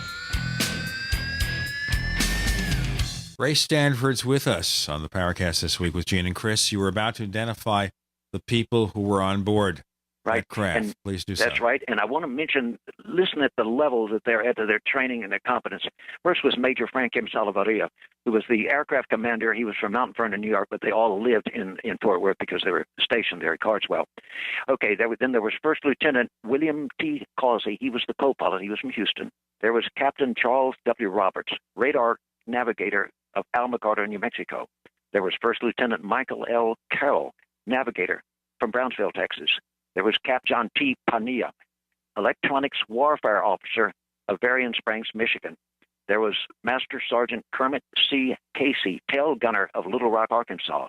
There was Major Philip F. Strine, instructor, pilot evaluating the crew. He was of Mansfield, Ohio. And finally, there was Captain Thomas D. Childs, instructor and navigator evaluating the crew. He was from Muncie, Indiana. These men, well-educated, well-trained, are gone. And here's the follow-up. The NAS Corpus Christi was assigned to search for the aircraft. They were puzzled and troubled because it vanished on radar. It didn't go down. It vanished. No communications occurred to indicate that there was any problem whatsoever. Not any at all. And so here's what happened. The newspaper articles stated that the next morning that Air Force, that the NAS Corpus Christi was assigned to do most of the work. They were using their sub-hunters and helicopters and other things to try to see if they could find this thing, debris. Well, let me mention that the aircraft at that point, when it disappeared at 11:30 that night, had enough fuel to have lasted until 6:30 that morning. But no fuel, no oil slick of any kind was found. No debris of any kind was found. But even the Air Force admitted that they, the next morning, had their own Air Force planes out boldly hunting. Well, they were hunting all right because we saw them making the recon runs on the object. My personal interpretation, my opinion, and it's only opinion at this point, is that this object was sitting there still after taking this thing. I don't know if it was showing a grudge. It was saying, hey, guys, you can't do a damn thing about us. But it was there, and we saw it with our mouths dropped open. The whole staff of the Snelling and Snelling office in the building down in Corpus Christi. And let me mention then that 9 days later, there came out an article. It was I have a copy of it here from the New York Times, and it simply said this, and this article was totally erroneous, as I'll explain. Aircraft debris found, Port Isabel, Texas. Now, that's at the far tip of Texas, that little tip down there, right? It would go right into the Gulf of Mexico, at the end of South Padre Island. March 9th, AP, Associated Press. Pieces of an aircraft, now get the words, presumably a missing B-52 at Fort Worth, were found washed up on the beach at South Padre Island on the Texas coast today. The Coast Guard and New Orleans said that the debris could be from the bomber that vanished from radar screens during a routine training flight February 28th. Well, of course, the NAS Corpus Christi, the Naval Air Station there at Corpus Christi, were the ones that headed the whole search. So I picked up the phone, and I called, and I eventually was vectored to the guy that was head in charge of the search. This is 9 days afterward. And he said, "You've seen the article that was on the AP this morning?" And he said, "Yes, I have." He said, "And we are livid. That article is totally ridiculous. It is totally false." He said, "We found no debris." He said, "What was found down on the beach on South Padre Island was immediately identified. It was the seat cushion with the metal plate with his numbers on the bottom of it that was from a little trainer from here in Corpus Christi that had crashed down there on the south end of Padre Island. It was not anything to do with this, and that is over 150 miles from where this aircraft disappeared." And he said, "If you ever find out who was responsible, who made the decision to put that BS," and I think he used those terms, "into an AP report, please call me. I want to know, because that is false, and I want to know why it was put out." And he used those words, "I want to know why." So there we have it. Let me ask you a fast question here, Ray. Why do you think they put in something like that is demonstrably false? Well, it's very much like this thing about, when people go out on the internet and Google Soccoro, guess what they'll get? The story, Linus Pauling's letter, the letter to Linus Pauling. They'll get that BS. Likewise, whatever happened to that big old bomber that disappeared up there on Matagorda Island?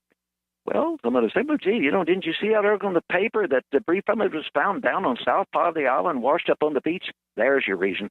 It gives a cover story. They had to know that there was a gigantic object of some sort involved in this because their little planes were making recon runs. I would love to see what films they had. We were watching from about 42 miles away, but even then, the thing was humongous. I need to go back to my original notes to compute the probable size based on the remembered angular size of it.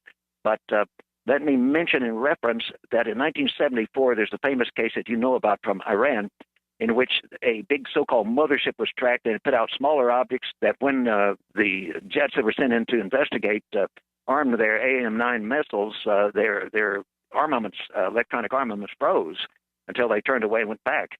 And those radar trackings there said that the larger object was estimated at 10 miles in diameter. Well, this object could have been that large. It might have been a little smaller, but it was huge because this was a beautiful, clear day.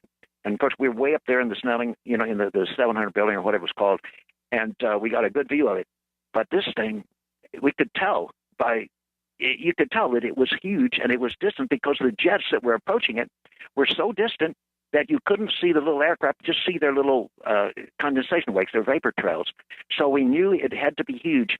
And I have to say, I can say with assurance that whatever these guys were reconning there, that was at the very site where this thing disappeared, it had to be at least, I would say, 4 miles across. But I think it was bigger. Well, Ray, this brings up a really interesting point here. And my question would be, if something was hanging around from, let's say, hypothetically, from 11 o'clock, 11:30 the night before until 8:45, 9 o'clock the following morning, we should have a ton of reports from people up, further north from Corpus Christi that would have possibly seen such a huge object. We should, but let me go back to 9986. We live inside the D.C. Beltway, and my wife and I saw two objects, each of which covered 15 degrees of arc in the sky. We objectively held our hand up, and it covered from the end of the little finger with the hand spread maximally to the tip of the thumb. And when I went back with my azimuth finder, I found that it was 15 degrees in angular size. There were two of these objects. This was in rush hour traffic, and we. Well, this is in Washington D.C. Now you're talking this was right over inside the Beltway. That's right. They were the most incredible things that either my wife and I have ever seen, and I've seen a lot. But I kept saying as we tried to get back frantically to the house to get my movie camera, I kept saying, why aren't people stopping? Why aren't they getting out of their cars and saying the world's coming to an end? Here are these two objects, 15 degrees. Think about it. The moon, the sun, is only approximately a half degree in angular size in the sky. These were 30 suns or moons side by side, each one of them across. And guess what? People are driving along as if they don't see it. Well, there's an interesting phenomenon that I discovered because we monitor these things electronically. It's known as ELF magnetism. And research independent of UFO studies has indicated that some mighty interesting things can happen to the mind when your brain gets subjected to this kind of frequency. If it's in the physiological range of certain, like deep restful sleep, for example, let it impinge on you a while and you become rather subjective and perhaps auto-hypnagogic. That is to say, where you can convince yourself of whatever you want to think. I think that now my wife and I were used to this. We'd had encounters. We knew this. We were interested. But I think the average Joe who are around here, so many of them are government employees or government contractors who really had rather not step on Big Brother's toes, I think that when they see something like this, and there is this ELF impinging on the brain, there's a possibility that they can become very subjective and, in fact, flush it. And well, there's got to be at least one little 10-year-old kid that goes, "Mommy, what's that?" You know what? Let's find out what this is first, and then we'll get the answer. We have Ray Stanford joining Gene and Chris in the Paracast.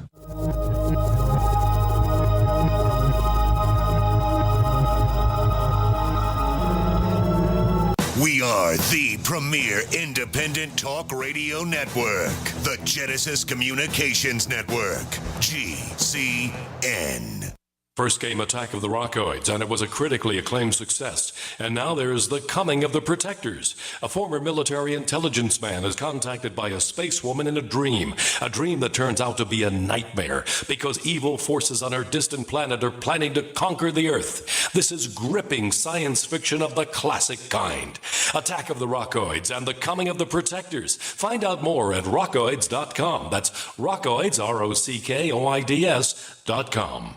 So here's what happened. I was placing an order online. The site went down. It took hours before it returned, but I'd already placed the order with another company. If your site goes down, you could lose business. And if you have a business or personal site, you'll want to know it's easy to run and it will stay online. At iWeb, your site is hosted on one of the most reliable networks in the world. Talk to a sales rep at iWeb.com. Use the promo code TechNightOwl for a special discount. I will never forget the day my son Jeremy told me he hated me and slammed the door in my face. I'm behavioral therapist Janet Lehman. Behavior problems can turn the child you love and your life into a nightmare. That's why my husband James and I created the Total Transformation, the step-by-step program that shows you how to fix the worst behavior problems and get your child to respect and listen to you again. No matter what the behavior, defiance, backtalk, angry outbursts, disrespect, we can help you stop it. Now you can get the Total Transformation for free. All you need to do is get the program and let us know how it works for you. You can keep it forever for free. Limited number of free programs available. Call now. 1-888-912-1595. 1-888-912-1595. That's 1-888-912-1595. 1-888-912-1595. Americans have always been ready to defend, to serve, and to honor those who defended and are defending all of us. So this month, the Freeze Dry Guy honors and serves Americans with our meat, rice, and potato sale. Our unit includes 4 number 10 cans of quality Mountain House cooked diced beef, ground beef, diced chicken, white rice, and 2 cans of FDG dehydrated diced potatoes. 158 servings per case unit. And during the Freeze Dry Guy's meat, rice, and potato sale, get 1 case for only $1.79, 2 cases for only $3.55, or get 3 cases for only $5.15. And all come with lots of valuable freebies. For details, click freezedryguy.com and hurry. Sale ends soon. Go to freezedryguy.com or call 866-404-3663. That's 866-404-FOOD. Plus free shipping to the lower 48 states from the Freeze Dry Guy. The finest freeze-dried and dehydrated foods available anywhere for long-term storage. A little over a year ago, I began to do a lot of research into why, even though I had a pretty good-sized meal, that I was still starving. And my research led me to a well-known fact that most of the soils that we grow our crops on here in the United States and across the industrialized world are almost completely depleted of almost all of the key minerals and trace elements that our bodies need to rebuild themselves, fight off cancer, and be healthy. I then searched out the best vitamin and mineral company out there. and discovered Youngevity. The Youngevity products are designed to give you the real nutrition you need, and once you've got that, you don't have to eat as much to be satisfied. I've lost 37 pounds in 2 months, simply getting the vitamins and minerals I need. Check it out for yourself. It's incredible. Go to InfoWarsTeam.com today and order your first canister of Beyond Tangy Tangerine Complete Multivitamin Mineral Complex Dietary Supplement. That's InfoWarsTeam.com.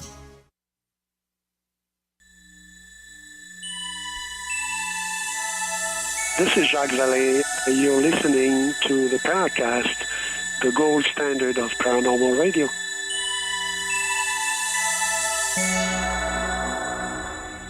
With Gene and Chris, we have Ray Stanford joining us.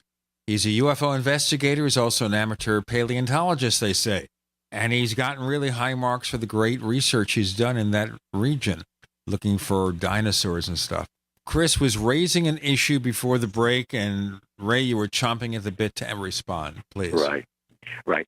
Let me mention that finally, I called every radio and TV station I could find the number for. Nobody reported it. But finally, right over here by us is the country's most long operating airport, Little College Park Airport. The Wright brothers flew in out of here, and it doesn't even have a control tower. But I called there, and the guy who was there, who basically runs the front office, he had gotten a call from a guy who had left his plane parked in the heat of September, and he had his camera with his film, and he said, "Would you mind going out to my plane and get my camera, because I'm afraid the film's going to be ruined. If you could get it in the air conditioning, I'll get by and pick it up."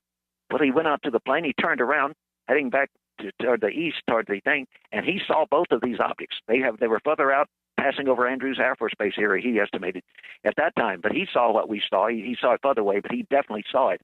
So he saw it. But see, had he seen it closer, I think the same effect might have happened on him, and he'd said, "Doesn't compute. This can't be." All I can say is I called up Richard Hall, who was a friend of mine in UFO research, and we fought a lot publicly, but actually he was a good man, a good friend. He just differed from me on some things. And I called him up. I said, "Richard, I got to tell you what Sheila and I saw. Oh, my God. I mean, I wouldn't be surprised if he didn't think I'd been drinking or something. I mean, I was crazy. I mean, this had me so freaked out. And here, oh, my God, if I'd had my movie camera on the 10-power telephoto, I would have had to spend several seconds spanning across any one of these. They were so darn big in the sky. It was like something out of Independence Day. I mean, it was that big in the sky. But you know, the average person listening to the show, Ray, and I'm very aware of this particular case, and I've also had cases where people standing right next to other people can't see objects.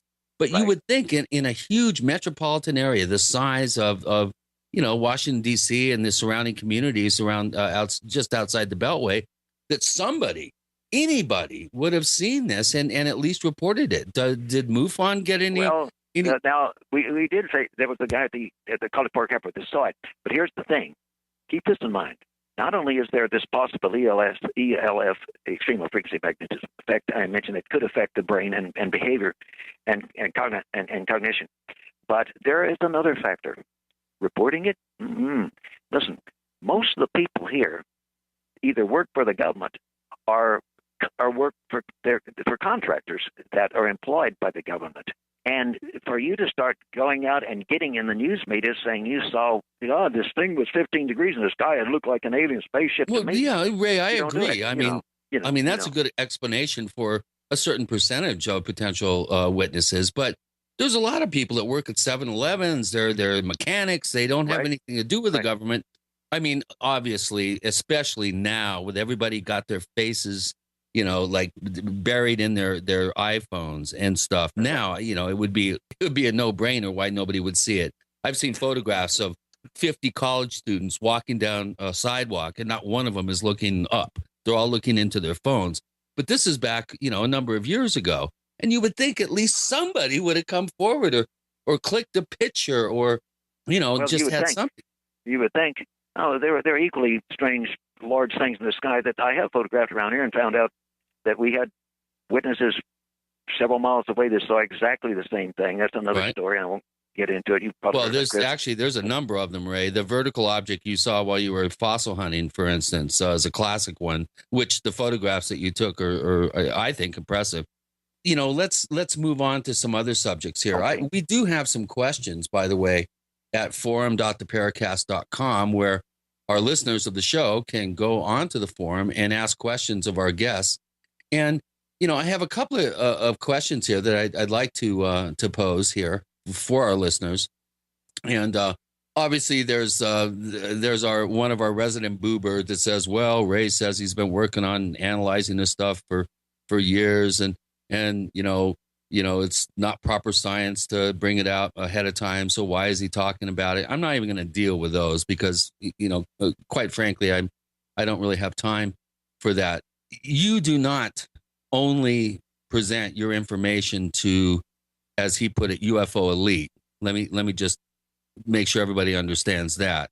And you don't have some sort of exclusive club that is privy to your ongoing work right now. And James Fox would be a good example of somebody who I'm jealous of, actually. He saw more of your presentation than I have. He spent more time with you, I think, FaceTime than I've spent with you in total.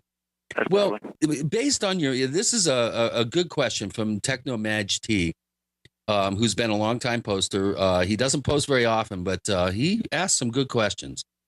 And based on your many years of research in the UFO field, do you have a theory as to the origin and purpose of these anomalous aerial objects, or UFOs as he posed it? Okay. Well, if I had to answer that, I would answer this way. I would guess that there are multiple sources. There are any number of stories I could tell that might tend to back that up, but I'll mention two things. One is there was a case that I read, a daylight case in Italy, and I read virtually the same description of a case in the southern United States, separated by quite some years, and they could not have known of each other from the literature because of the situation. They described a anomalous aerial object in the sky, is my preferred term, in the sky of a specific color and shape, and a second object of different color and different shape. And in both cases, you have the same descriptions. And in both cases, the one object shoots what appears to be a brilliant column of light at the other one, and there's a flash of light, and it vanishes. Now, this whoa! It sounds like some UFO warfare going on, or something. Is somebody protecting us from some others that are not as friendly? I don't know, but let me tell you a story. My wife, years before we got married, I don't know if I knew her back in this time period, but there was a friend of their family here, and she's one of 17 siblings. But she and several of her siblings had flown around the country with a guy who, before he retired, he was a U-2 pilot for the intelligence community. He flew over Russia frequently. Brave man. And they were out at my wife, who is an amateur astronomer before she went with the Hubble Space Telescope project, and they were at a star party, and he was out there, and somebody said, well, Bob, his name was Bob McCracken, said, Bob, you flew that U-2 all around the world at incredible altitudes. What do you think about these UFOs? He said, well, all I'm going to say, and I'm not going to say more, so don't ask me, but I'll just say that we had better be very glad they're here. And that's all he would say. Now, I find that extremely intriguing, to say the least. So it would almost sound like maybe that at least some of them might save us from some other danger, whether the danger is us, ourselves, or something else coming here. I don't know. I don't know what Bob McCracken meant, but that's an intriguing statement. And I'll say this too. I've mentioned this before, and I will be. Ultimately, you will see these pictures. Don't fuss at me. There's a time for things, but we do have pictures from movie films and still pictures, and some of them are pretty darn good resolution. They're not portraits. Well, you can see inside the domes of these things, and there are occupants. In one case, it looks more like a robot or something than a flesh and blood. But in every case, we have at least 5 different, let's say we have 5 different seeming occupants that we have photographed in broad daylight and light and shadow pictures even. I mean, things that Heineck would have been impressed by. And why are there not, and I'll tell you, out of these, there's not a single gray in the bunch. There were some little guys that apparently about 2.5 feet tall that have a kind of a light bulb shaped head, but they're not grays by any stretch of the imagination. They're apparently smaller. That was the appearance. And And there are others that are, well, they're not grays. And I think they're coming from numbers of different sources, and some of them may travel in here together. Others may come independently. When we look at the age of the universe, you'll hear astronomers say, well, now, maybe, there are these things that might be coming here because, we're a young civilization. But let's think about this. Let's think about a civilization that is not even 1 million years before us. There were suns, way back before our sun was formed. And how advanced are they? I am convinced from the things I have filmed that these things are not, that we had better quit trying to put them in the little box of our 1950s concept of what I call the plastic alien spaceship. Right. These things are so damned awesome. I'll tell you what, if they're a few thousand years or a few million years ahead of us, they would be. They would be like gods from outer space. They would appear as magic. Ray Stanford joins us. 4 more segments to come. You're in the Paracast.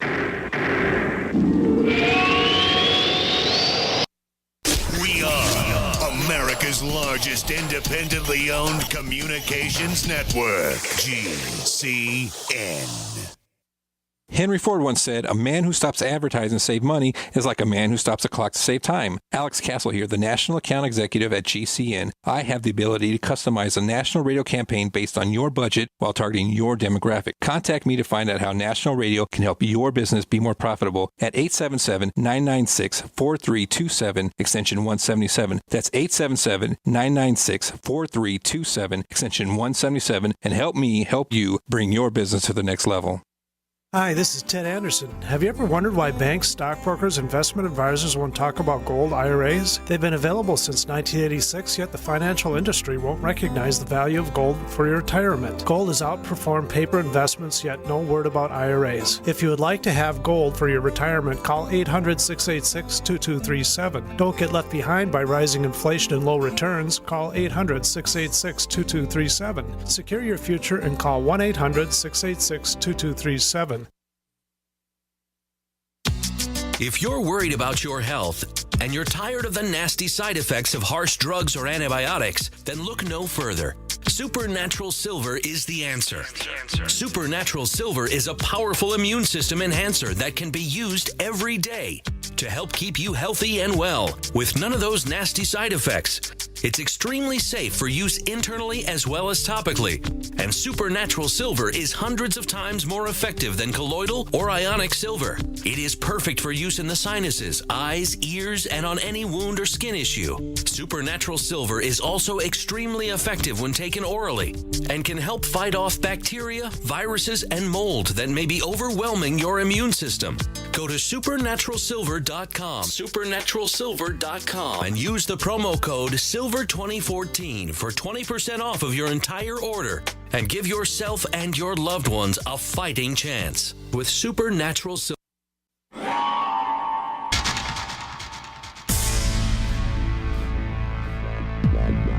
Welcome back to the Paracast, the gold standard of paranormal radio. And now, here's Gene Steinberg.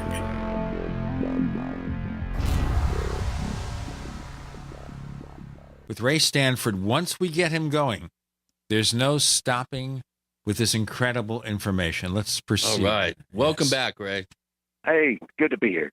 Well, I could go on more questions. Technomage T, again, kind of poses the hypothetical question. Do you believe it's extraterrestrial, or is there some other non-human, I would say closed system intelligence theory that accounts for facts better? I'm dubious of what I call homocentric systems that would say, these are us in our future.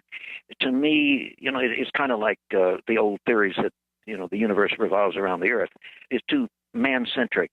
I'm not saying that is not a possibility, but considering the diversity of crafts that we have seen in film and recorded electronically in some cases, these things are so diverse, and that I really think that it's very complex. And I don't like the term extraterrestrial because we immediately think we jerk into, let's say the day the Earth stood still, into the concept of the alien landing in a flying saucer.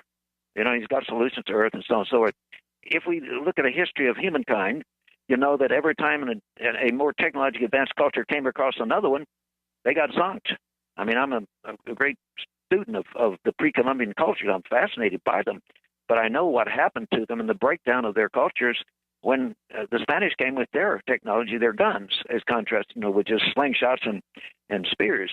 And you wonder, well, it seems to me that we need to realize that when these cultures get advanced, they may not have any sense of the goal, the kind of goals that we think about. We think about if we go to a distant planet, we find life, what we would do. We would quarantine ourselves to try to not disturb their ecology, and we do this and that.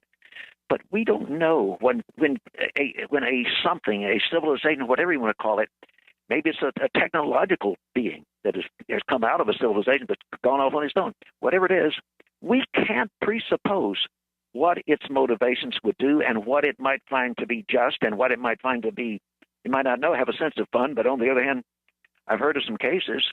Let me mention a case that's one of my favorites. It's the Wells Allen Webb case. It's from Ohio, late 60s. I don't remember the exact date. It was in winter. There had been heavy snows, and there was a mobile home where a lady and her husband and son lived. Her husband was off at a civic club meeting that night, and the mother lived in the bigger house next door to the mobile home, and their pipes had frozen in the mobile home. So little Gregory Wells, who was 12, was asked to go across with the insulated jug to get water from grandmother's house where the pipes were not frozen.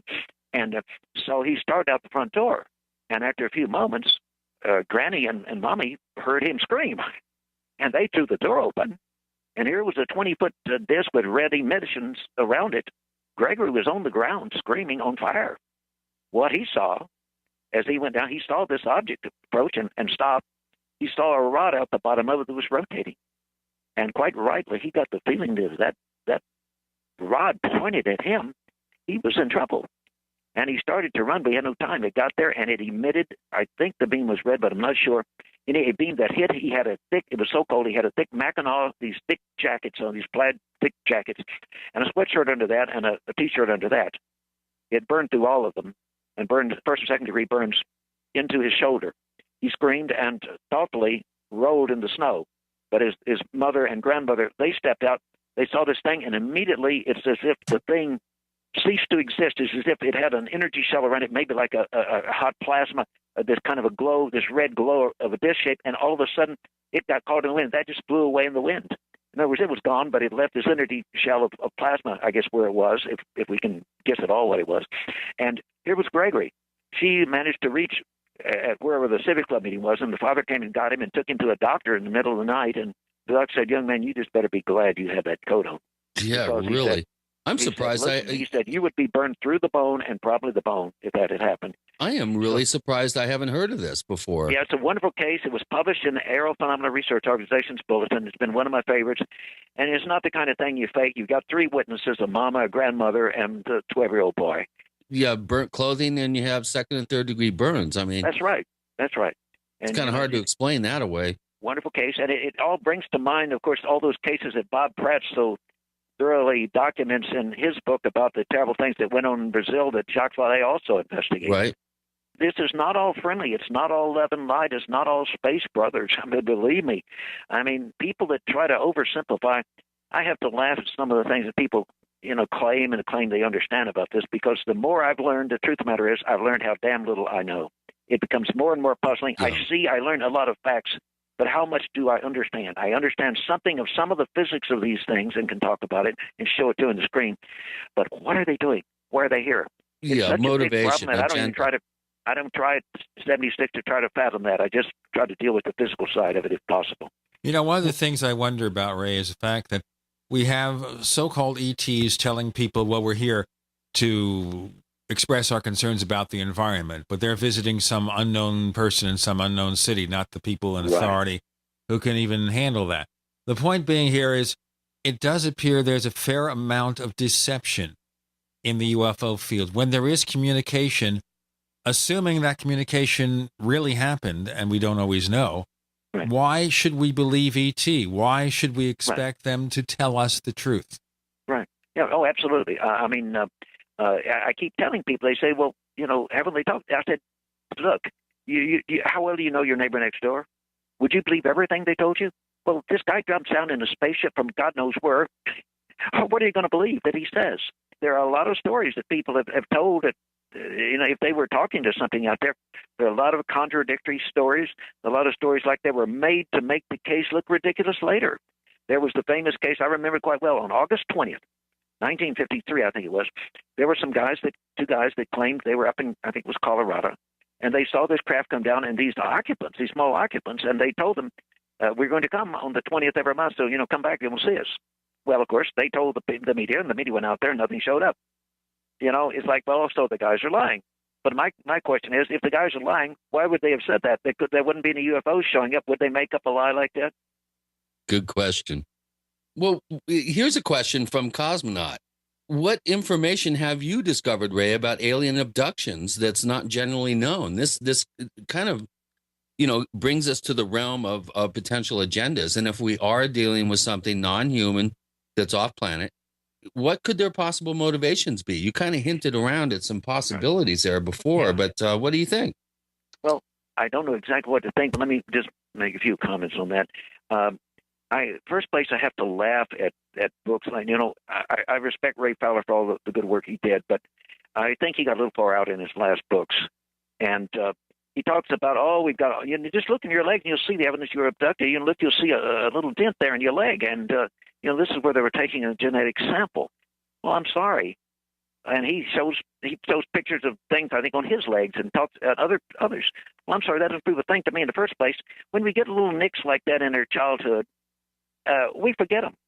And people can fantasize that they were abducted. Well, let me ask them, if they're going to say they were there to take a genetic sample, why did they just stick a Q-tip in their mouth and get some saliva instead of digging into their leg to get a... Yeah, really, how medieval. Well, you see, the problem, Ray, is they haven't watched the CSI TV show. Or Law and Order. Oh, that's right. That's right. Or any of these shows where they show how simple it is to get DNA samples. Or you give them a cup of water and you get the fingerprints and everything from the cup. Oh, yeah. Yep. I've got a cup right here in my office. I won't say which famous person it's from, but he drank coffee while he was here, and I've still got his cup. And he's a famous person. A lot of people think it's connected with, who. Okay, so we take that cup. We can see whether he has any alien DNA. Right, yeah. Okay, we'll send someone over. Chris is going to fly over tomorrow, and he's going to do that. No, he's not.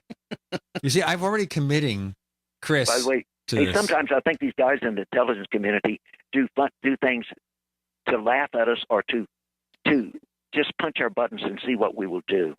Or Chris, maybe the fact is that we call them an intelligence community.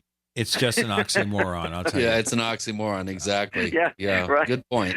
We have to break right now. We have Ray Stanford.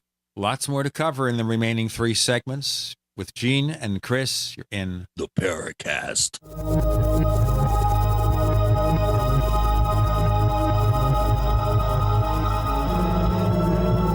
Neighbors, are you tired of dealing with a slow web hosting provider? Well, check out A2 Hosting and their screaming fast Swift server platform. They even have SSDs that load pages 300% faster than the competition. Ready to give your site a speed boost? Well, tell you what, neighbors, head on over to a2hosting.com. That's A2, that's number 2, a2hosting.com. Check out their Prime hosting account. And get this, neighbors, they're even giving you an exclusive 25% off discount for all our listeners. 25%. And remember, their Guru Crew support team is standing by 24/7, 365 days a year to answer any of your questions. Now, to get the discount, use the coupon code GENE when you check out. Quantitative easing, unemployment at depression levels, Europe financial system falling apart, China getting out of U.S. treasuries. At the end of 2008, the time of TARP, the national debt was at $11 trillion, gold trading around $850 per ounce. Close to 2012, the national debt exceeded $16.4 trillion, gold doubled to $1,600 per ounce. The $20 trillion threshold for the national debt is inevitable. Politicians in Washington have a ferocious appetite for spending and stimulus. What's worse, a printing press to finance. 100 years ago, we had a gold standard to limit this madness, but now you have to adopt your own gold standard. Don't be fooled with paper promises. Get Midas Resources 10 Reasons to Buy Gold free by calling 800-686-2237. Understanding the gold and silver market may be the only insurance you could have to avoiding the next economic crisis. Call 1-800-686-2237 and order your free copy. Again, that's 800-686-2237. Americans have always been ready to defend, to serve, and to honor those who defended and are defending all of us. So this month, the Freeze Dry Guy honors and serves Americans with our meat, rice, and potato sale. Our unit includes 4 number 10 cans of quality Mountain House cooked diced beef, ground beef, diced chicken, white rice, and 2 cans of FDG dehydrated diced potatoes. 158 servings per case unit. And during the Freeze Dry Guy's meat, rice, and potato sale, get 1 case for only $1.79, 2 cases for only $3.55, or get 3 cases for only $5.15. And all come with lots of valuable freebies. For details, click freezedryguy.com and hurry. Sale ends soon. Go to freezedryguy.com or call 866-404-3663. That's 866-404-FOOD. Plus free shipping to the lower 48 states from the Freeze Dry Guy. The finest freeze-dried and dehydrated foods available anywhere for long-term storage. Springtime is save big time at Herbal Healer Academy. Long-term customers know spring is the time to stock up at herbalhealer.com. And for new customers, welcome to the web's best place to save on vitamins, minerals, and more. Log on for spring specials, including our 500 parts per million colloidal silver, all sizes on sale. Choose from Herbal Healer's great variety of weight loss products like apple cider vinegar, Hoodia and Metabolic Complex, and Pro Metabolic, all on sale now. Also, the Anti-Parasite Intestinal Freedom and Warwood Plus Complex, plus Stevia Liquid Sweetener and the Super Enzymes, all on sale for spring at herbalhealer.com.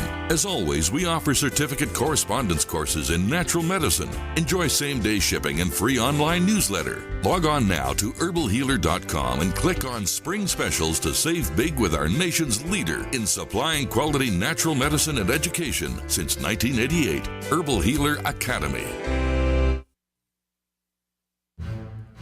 We'd like to hear from you. If you have a comment or question about the Paracast, send it to news@theparacast.com. That's news@theparacast.com.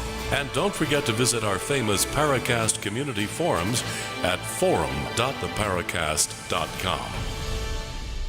We actually have some more questions from our audience, Chris. You want to maybe get to one or two? Sure. I think, Ray, what we need to do is differentiate between types of phenomenal events that are lumped together in a particular UFO category. And there's been a couple of interesting articles that have come out in the last few days about the Hezbollah lights. And there's been a new movie that was released a month ago based on the Brown Mountain lights and some of the legends that have been associated with it loosely, I might add. Do you think that ball of light phenomenon like Hezbollah or Brown Mountain, where witnesses often feel that there are no material objects involved, are actually related to nuts and bolts types of UFOs? I think that most of them may be related to natural phenomena. Let me give you an example. I haven't heard from him in years. He may not be among us physically still, but there was a wonderful friend, physicist David E. Fields, which I joke with him, that was David Energy Fields.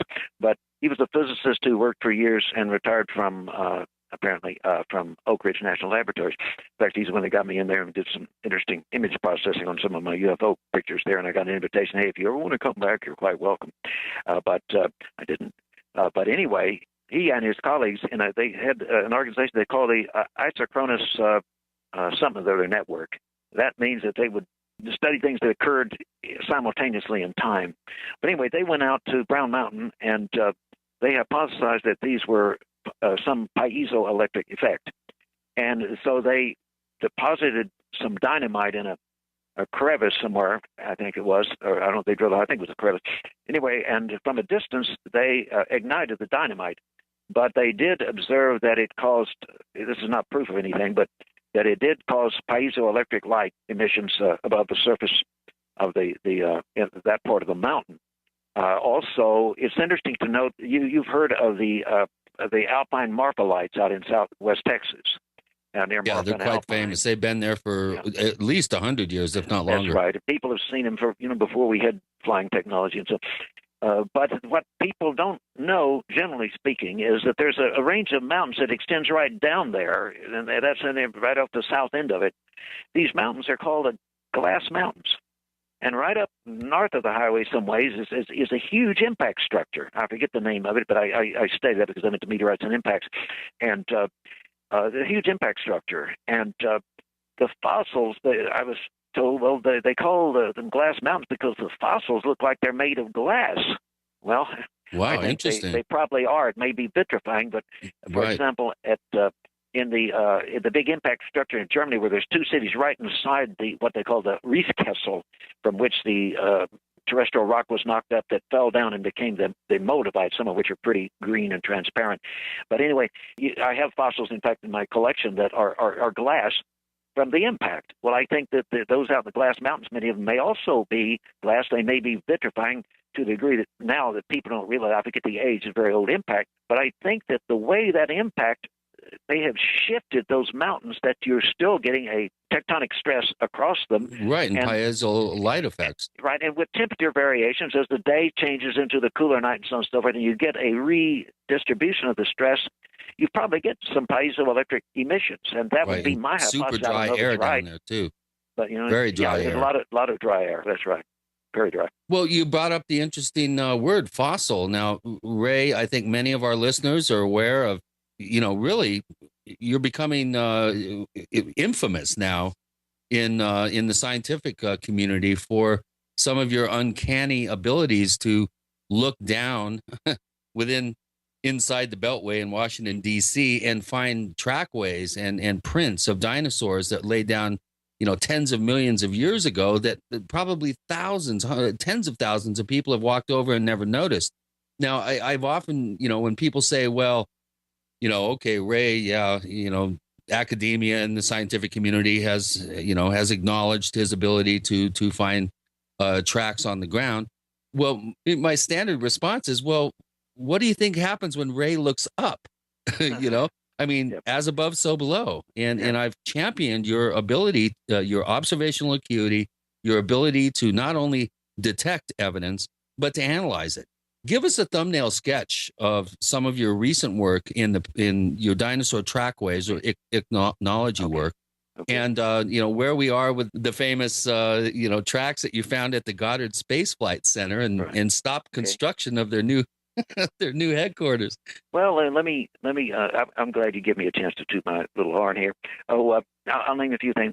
One of my favorite things is I found the only hatchling nodosaur, an armored dinosaur, that ever been found in the entire world, and it's the only hatchling of any type of dinosaur that been found in the entire eastern United States, and it has been under peer review, published in the Journal of Paleontology, and with my wonderful co-author, Dr. David Ray Stanford of Johns Hopkins Medical University, who's one of the best-known dinosaur researchers, most highly regarded in the world. And so we published this. It was accepted. We made a total precedent because never in history had anybody got accepted for publication. In fact, they even hadn't tried to publish. This dinosaur, we have no bones and no teeth. We have the natural casts and the natural molds of the bones and the cranium, and even the details down to the end of some of the little ungulates or claws of the right front foot, for example, or was it the back foot? Anyway, we published this. It was accepted under peer review, and we challenged the world to begin to look at places where acidity of the soil has destroyed the bones, and maybe even the teeth, as in this case, because it was very tiny, so it's easy to destroy, but where it's been preserved as natural molds and casts. And we hope, therefore, to set a precedent that will put a new front of discovery in paleontology. Anyway, it was published, and Johns Hopkins Medical University had a beautiful news release on it, and I'm happy to say that it is permanently displayed in the National Museum of Natural History, Smithsonian Institution, proudly with my own photograph there, sitting in front of some dinosaur tracks, and beside a little nodosaur footprint that I gave them is from a much older dinosaur than the hatchling. And I have also in my living room, I have another nodosaur hatchling that I found, and these are right inside the D.C. Beltway, where nobody ever dreamed anywhere was going to be finding dinosaurs except in Congress. Oh, yes. But It astonishes people. In the first place, when we look back at the history paleontologically here, some of the most famous paleontologists that ever worked in the Eastern United States walked these same streams where I have found over 1,000 dinosaur and pterosaur, that's most people know them as pterodactyl tracks, and even some wonderful mammal tracks on the world scale of absolutely a world first. For example, I have the largest mammal tracks ever found in the age of the dinosaurs, the Mesozoic. These are out of the Production Formation, Potomac Group, and they are about 112 million years old. And yet, one of them that we published is so beautiful. It's apparently the back foot of a marsupial mammal, and it's vastly large. It's not only the finest, most detailed mammal track ever found in the entire age of the dinosaurs, but it apparently is pretty well diagnostic, certainly probably as a mammal, but definitely as a mammal that had a back foot like the opossum, adapted to climbing trees because it has an opposed digit 1 on the back foot. We've got to do our break now. You can talk more about this creature in our next segment. I would mention the Washington Post did a story about Ray. He is the real deal here about his paleontology, okay? Well, he's a real deal about the UFOs, too. Sure is. With Gene and Chris, you're in the Paracast.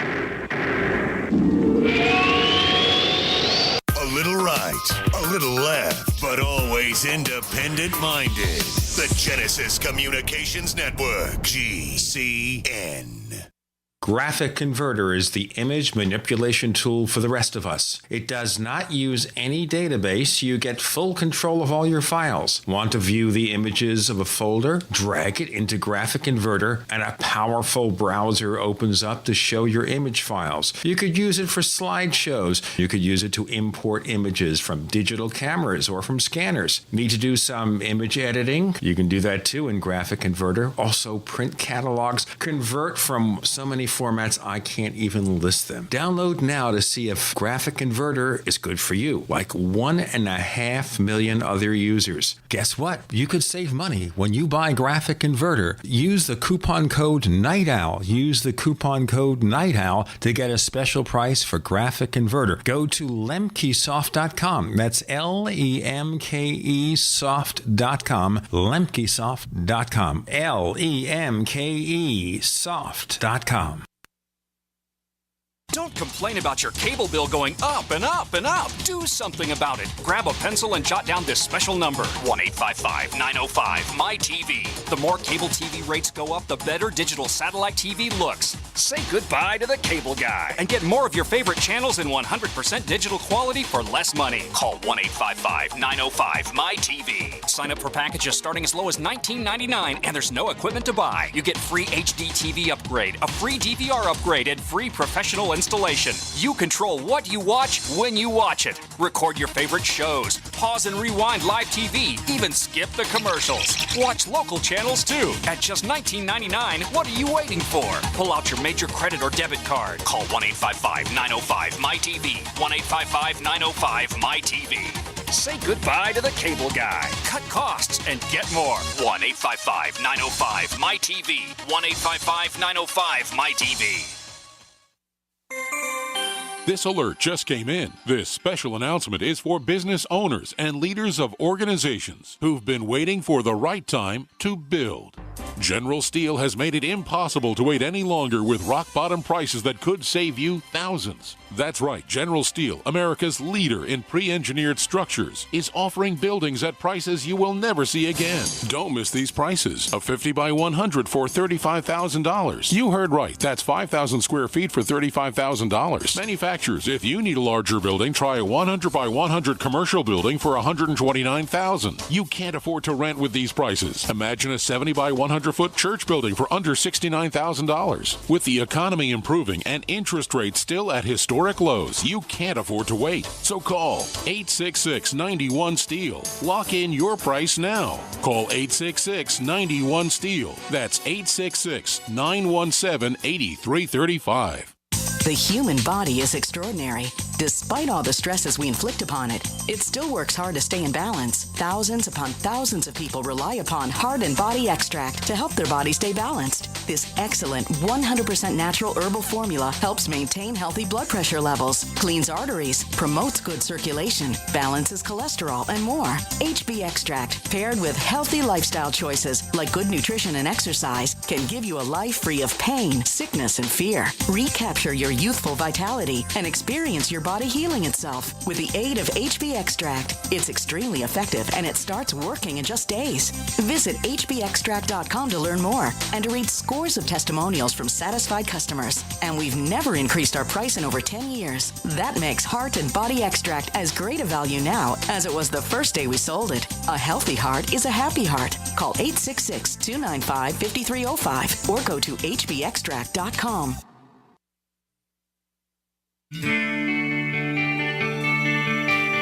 This is Jerome Clark, author of the UFO Encyclopedia and other books. You're listening to the Paracast.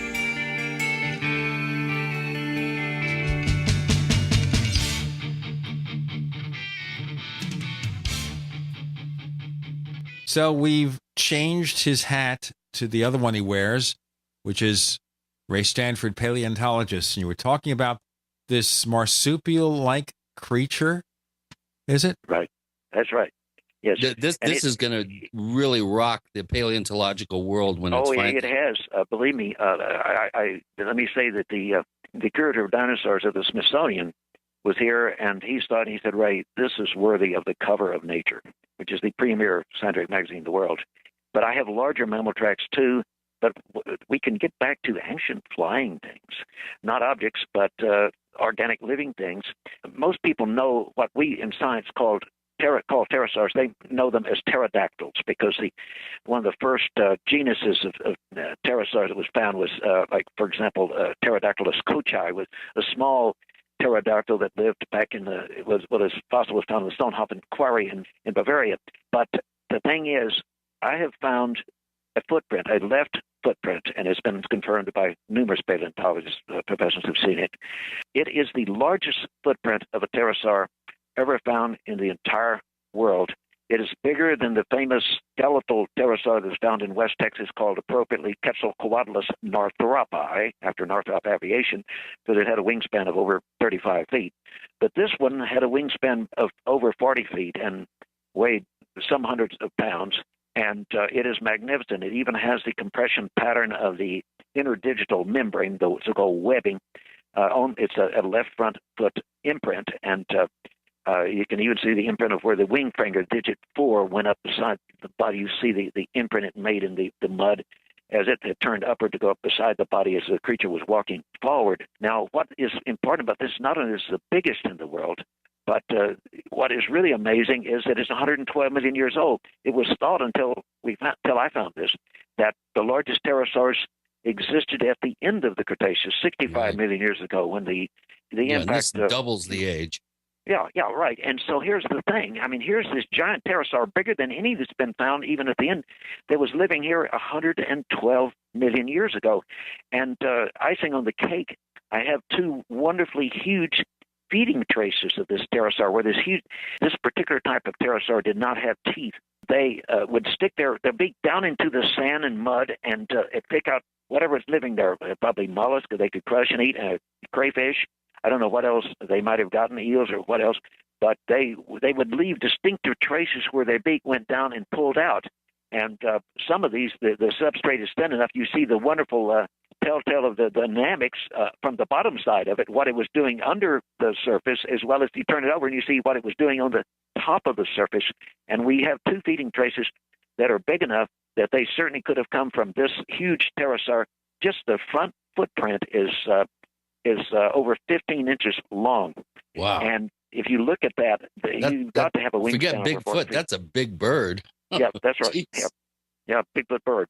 Well, Ray, you've also, I think you're the only person that's ever discovered a flying reptile that has left traces of the small clawed hands in the wings, that have left traces where they were looking for food or something. Actually, the feeding traces, I might have been the first. Luckily, published some. He was here, and I showed him these. And after that, he came up with a paper of some that were out west that he might have already known about. But I don't know if he had realized what they were. I can't claim that he probably did, but we don't know. But the people had found the front footprints of pterosaurs before I found them, but I am the only person that has found them east of the Mississippi, and I have probably 40 some odd of them now, and some of them are quite small, probably from very small species, and we can tell by both the shape of the manus, the front foot, or the pes, the back foot, that we have several distinctive species represented, and we can even tell from studying these how they tend, for example, about 2/3 of the weight of these creatures when they walked on the surface was on their front feet, but they used their back feet in shoving, and I can show you several traces where how they had to shove with the back feet, possibly to get them launched. It was quite an effort. They were not the most graceful takeoff in the world, but they had to do some pretty good shoving with their back feet and a pretty good stomp probably with the front feet as well. There's been one scientific paper that a paleontologist friend of mine has published on that. But we have some good evidence in the tracks here, and it's wonderful to be able to look and you almost have a time machine, and you can look back. Some of these things are so clear and wonderful. For example, there's fur around the edge of this big marsupial track that I talked about. And then there's one even bigger that's on the same substrate as a big dinosaur track there, and you see the fur, and that one is fully as big as the large, for example, mountain lion tracks that we found when I was on an expedition down into the Cerro de Pinacate area south of Arizona in the Mexican desert where the craters are out there. We saw big tracks of a mountain lion, and this guy has a footprint fully as big as a mountain lion, and he's a mammal. I mean, I showed this to Dr. Weisample, for example, last time he was here, and he said, "Ray, there's no question. That's not a reptile. That's a mammal." Well, that kind of begs the question. We've had a number of reports over the years, down in West Texas, for instance, down around the Great Bend area, and other places in the Four Corners area, of people reporting what appear to be flying dinosaurs or flying reptiles that appear to be of like a pterodactyl or a pterosaur body shape. Of course, the ropa, I think they were called in New Guinea. There's a number of these types of creatures that have been alleged to have been seen over the years. What are the chances of a living dinosaur like this? I'll pull a Heineken then and say, get me a good, credible movie that's not in Photoshop. But I'm skeptical. On the other hand, I would be delighted. I would love to meet one. Well, maybe not the one with the 40-foot wingspan, but I'd like to meet one. But I hope they're telling the truth. But I've seen one alleged movie down, I think, in New Zealand, supposedly of pterodactyl, and they're not. They're just gigantic fruit bats that live down there. Oh, okay. Yeah. Well, people don't understand. There's a big difference in the structure of a bat's wing from a pterosaur's wing. Quite different. Yeah. I want to just ask something way out of the blue. We had Lauren Coleman on, the cryptozoologist, a few weeks ago, and I asked him, and Chris asked him about Mothman. Okay, and he said owls. That's it. Conventional things. What's your impression of Mothman? Well, he also said Keel's, literary prowess. Yeah. Well, I think he's quite right, probably. Believe me, I in the first place, let's bear in mind, I think the first things of Mothman were published by the notorious Gray Barker. Let me tell you a little anecdote. Sure. Adamski sent me a letter with a copy of a letter. He said, "I have received a letter from a member of the State Department in East Strath." Okay, I'll tell you, we've already covered this. Yeah, but let me tell you what happened. Nobody knew what it was at that time. Sure. As soon as I got it from GA, as we call it, Adamski, as soon as I got it, I called my friend John McCoy, and I said, "John, this is a hoax from Gray Barker." I said, "Look, the type on the typewriter is the same, and the indentation is the same." I said, "This is one of Gray Barker's stupid hoaxes." And, of course, now, it isn't well known it was, but I spotted it and called it that over probably 15 years before anybody knew that it was a Gray Barker hoax. Of course, it was actually Jim Moseley and Gray Barker. Yeah, I was going to say. They were sharing all sorts of alcoholic beverages, got a hold of the stationery. And Gray Barker, you see, had a very distinctive writing style. Yes, he did. That never varied, no matter what he wrote. And when you read the Strath letter, the one that he sent to George Adamski, that was Gray Barker. I read that letter once, and I said, "You know what? This looks like Barker." And I went over to Jim Moseley, and Jim Moseley and I were very close friends, especially in the 60s, the late 60s. I even worked for him. It was my first paid gig, working for Jim Moseley at his Saucer News magazine. And I said, "Jim, what's the story here? It reads like Gray Barker." And then he told me what he later revealed to everybody else after Gray Barker died, that he and Gray wrote a number of letters, not just to George Adamski, but to Coral Lorenzen of the Aerial Phenomena Research Organization. Gray was visited by the FBI. Did he steal government stationery? They actually got it from someone who I think was the son of a congressman.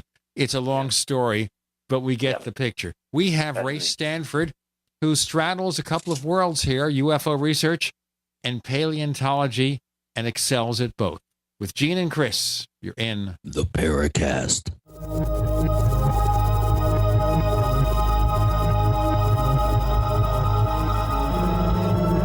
Independently leading the way for the nation.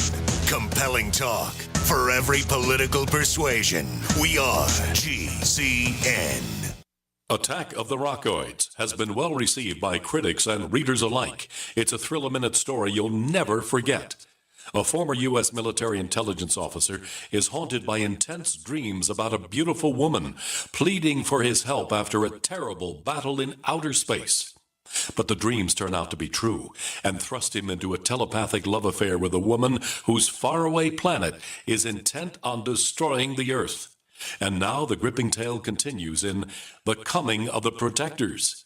It's the second book of the Rockoids trilogy, a galaxy-spanning adventure that pits our hapless heroes against powerful, fanatical enemies that threaten the lives of freedom-loving beings everywhere.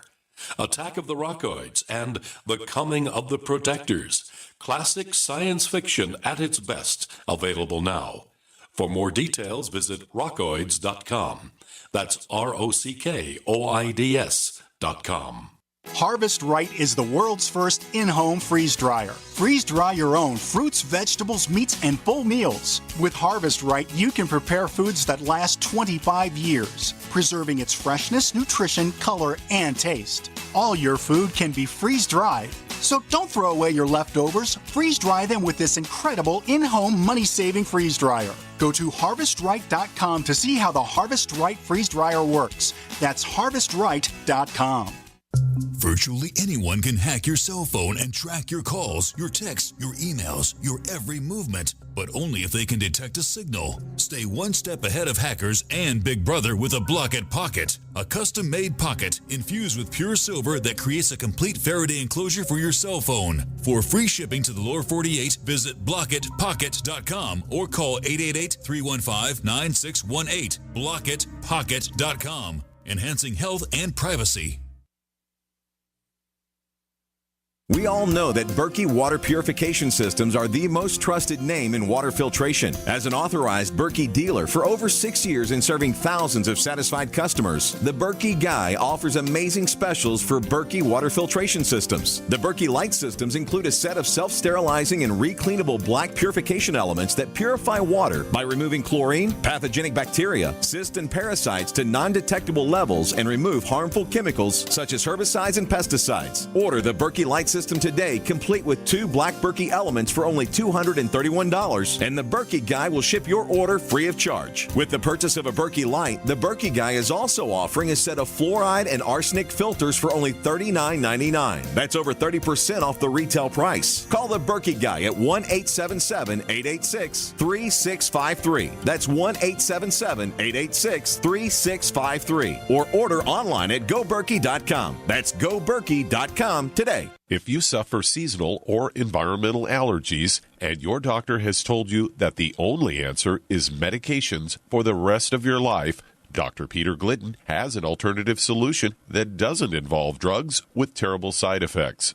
One of my favorite add-on products to the 90 essential nutrients for people who are suffering with allergies is a product called Cell Shield RTQ. Cell Shield RTQ. The Q in that product stands for a biochemical called quercetin, and quercetin is a natural antihistamine. It doesn't flag out your immune system like antihistamines do. To manage your allergies without a lifetime of prescription or over-the-counter drugs, order Youngevity's Cell Shield RTQ today by calling 855-347-3696. That's 855-347-3696 or on the web at fireyourmdnow.com. That's fireyourmdnow.com.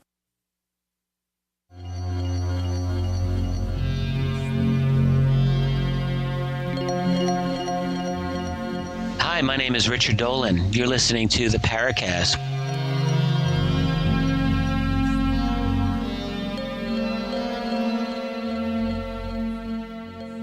This is our final segment of this episode. Ray, I know when we get you on the show. Man, time flies, boy. Just like a big old pterosaur. Time compression. That's Right. it. It really feels like 4 hours, but because of time compression, it's only a half hour. Yeah. Well, have you got any final questions or statements or? Well, Ray, anything you'd like why to don't you share? give us? Why don't you tell us what you're up to? And you know, so many people have been just champing at the bit to see a DVD, something, anything. Well, that, I tried to introduce James Fox and considering using some modern stuff instead of old Blue Book stuff in the movie, he said, well, it focuses on the Blue Book unidentified, so we can't do that. But I showed him, as you said, the goodies. And so this should show to people that I am willing and ready when the right situation comes, when I know I'm dealing with people that will present it in an objective and honest way, and it would do critical analysis. And I have to come in, James. He's a fine guy, and I like him very much. And regarding what I am doing, I am desperately. I am aware of my mortality. I mean, I will be 76 in June, right? And I desperately am trying to figure a way to get the attention of the right people, and to do this. You can't.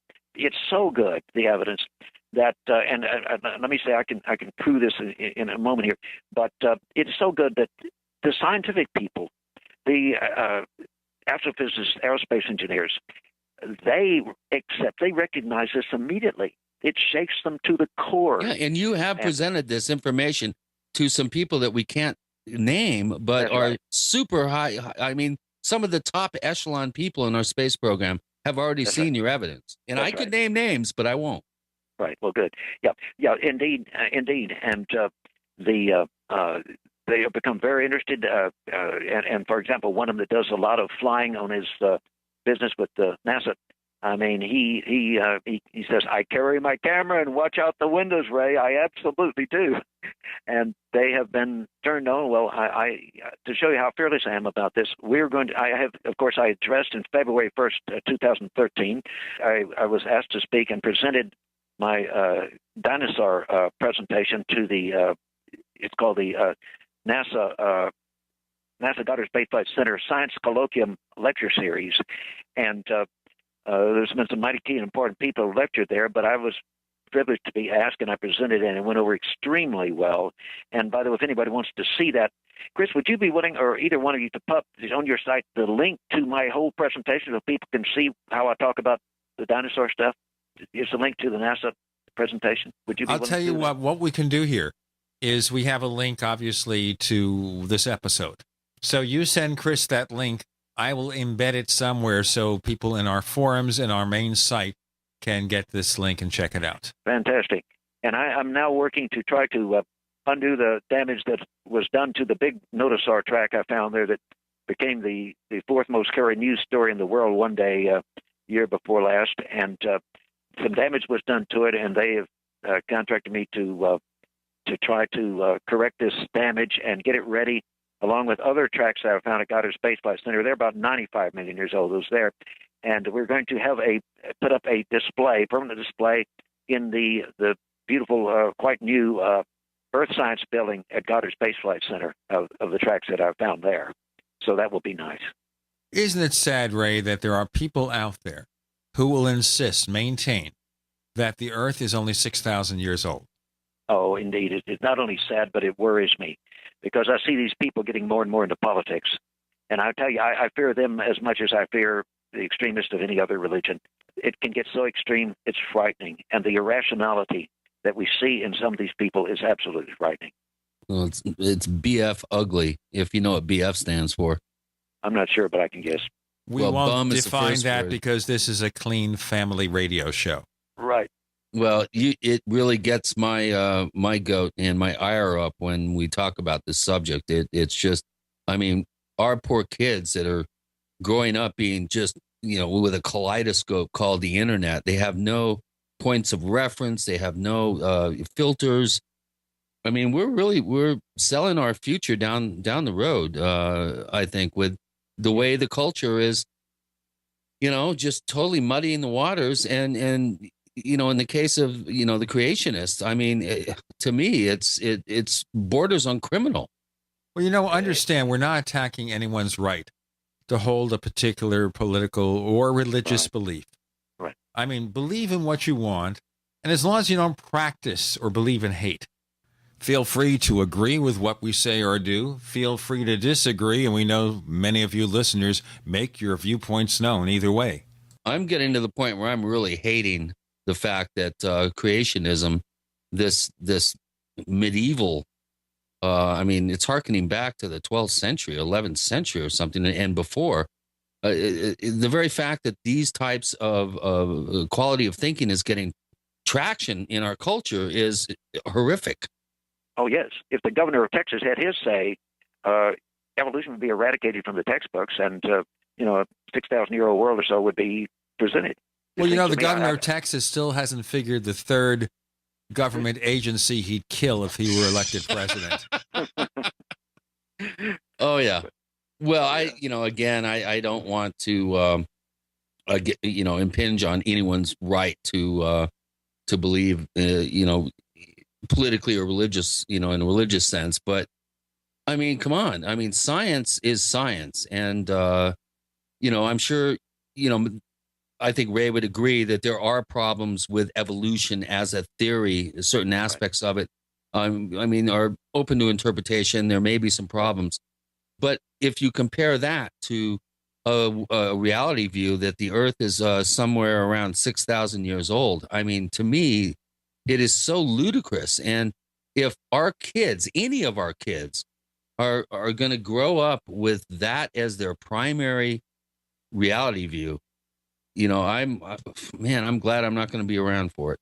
Well, of course, what happens is they grow up to be elected to Congress, where they can talk about the fact that you have something called legitimate rape, and then if a woman is sexually abused, our system will automatically shut the process down. Oh, yeah. Yes. Real Power of faith and belief here. Oh my. Indeed. Yeah, there's some hope. We're getting into politics here, Gene, and you know what happens when we get into politics? We get into trouble. Yes, like with Lauren Coleman. We spent about 1 minute talking about gun control. Oh, 1 boy. minute. And then one listener posts a message in our forums.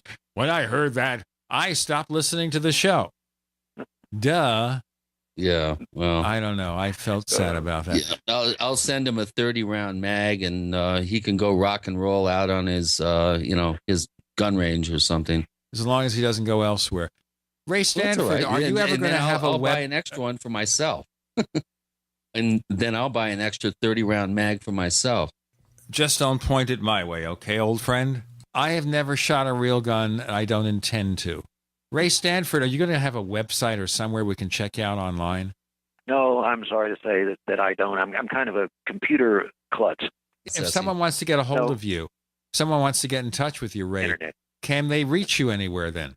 Yes, if they want to reach me, don't send any nasty messages that won't be read. They'll just be deleted. But they can reach me at Dinosaur Tracker at Verizon.net. Dinosaur Tracker at Verizon.net. Okay. That's right. And Chris O'Brien, we can find him everywhere because he's done like 2,000 radio shows on his new book, Stalking the Herd.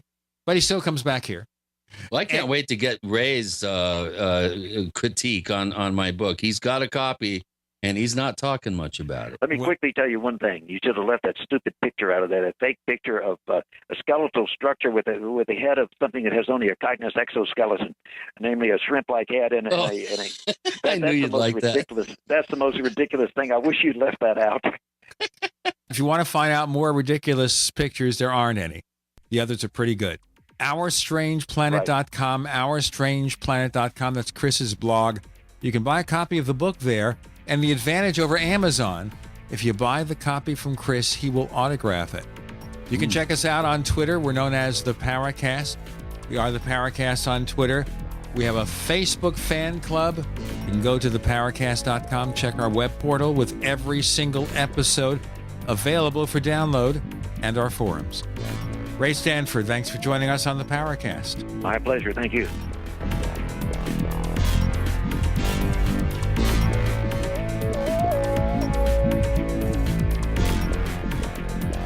The Paracast, featuring Gene Steinberg and Christopher O'Brien, is a copyrighted presentation of Making the Impossible, Incorporated. Tune in next week for a new adventure in The Paracast.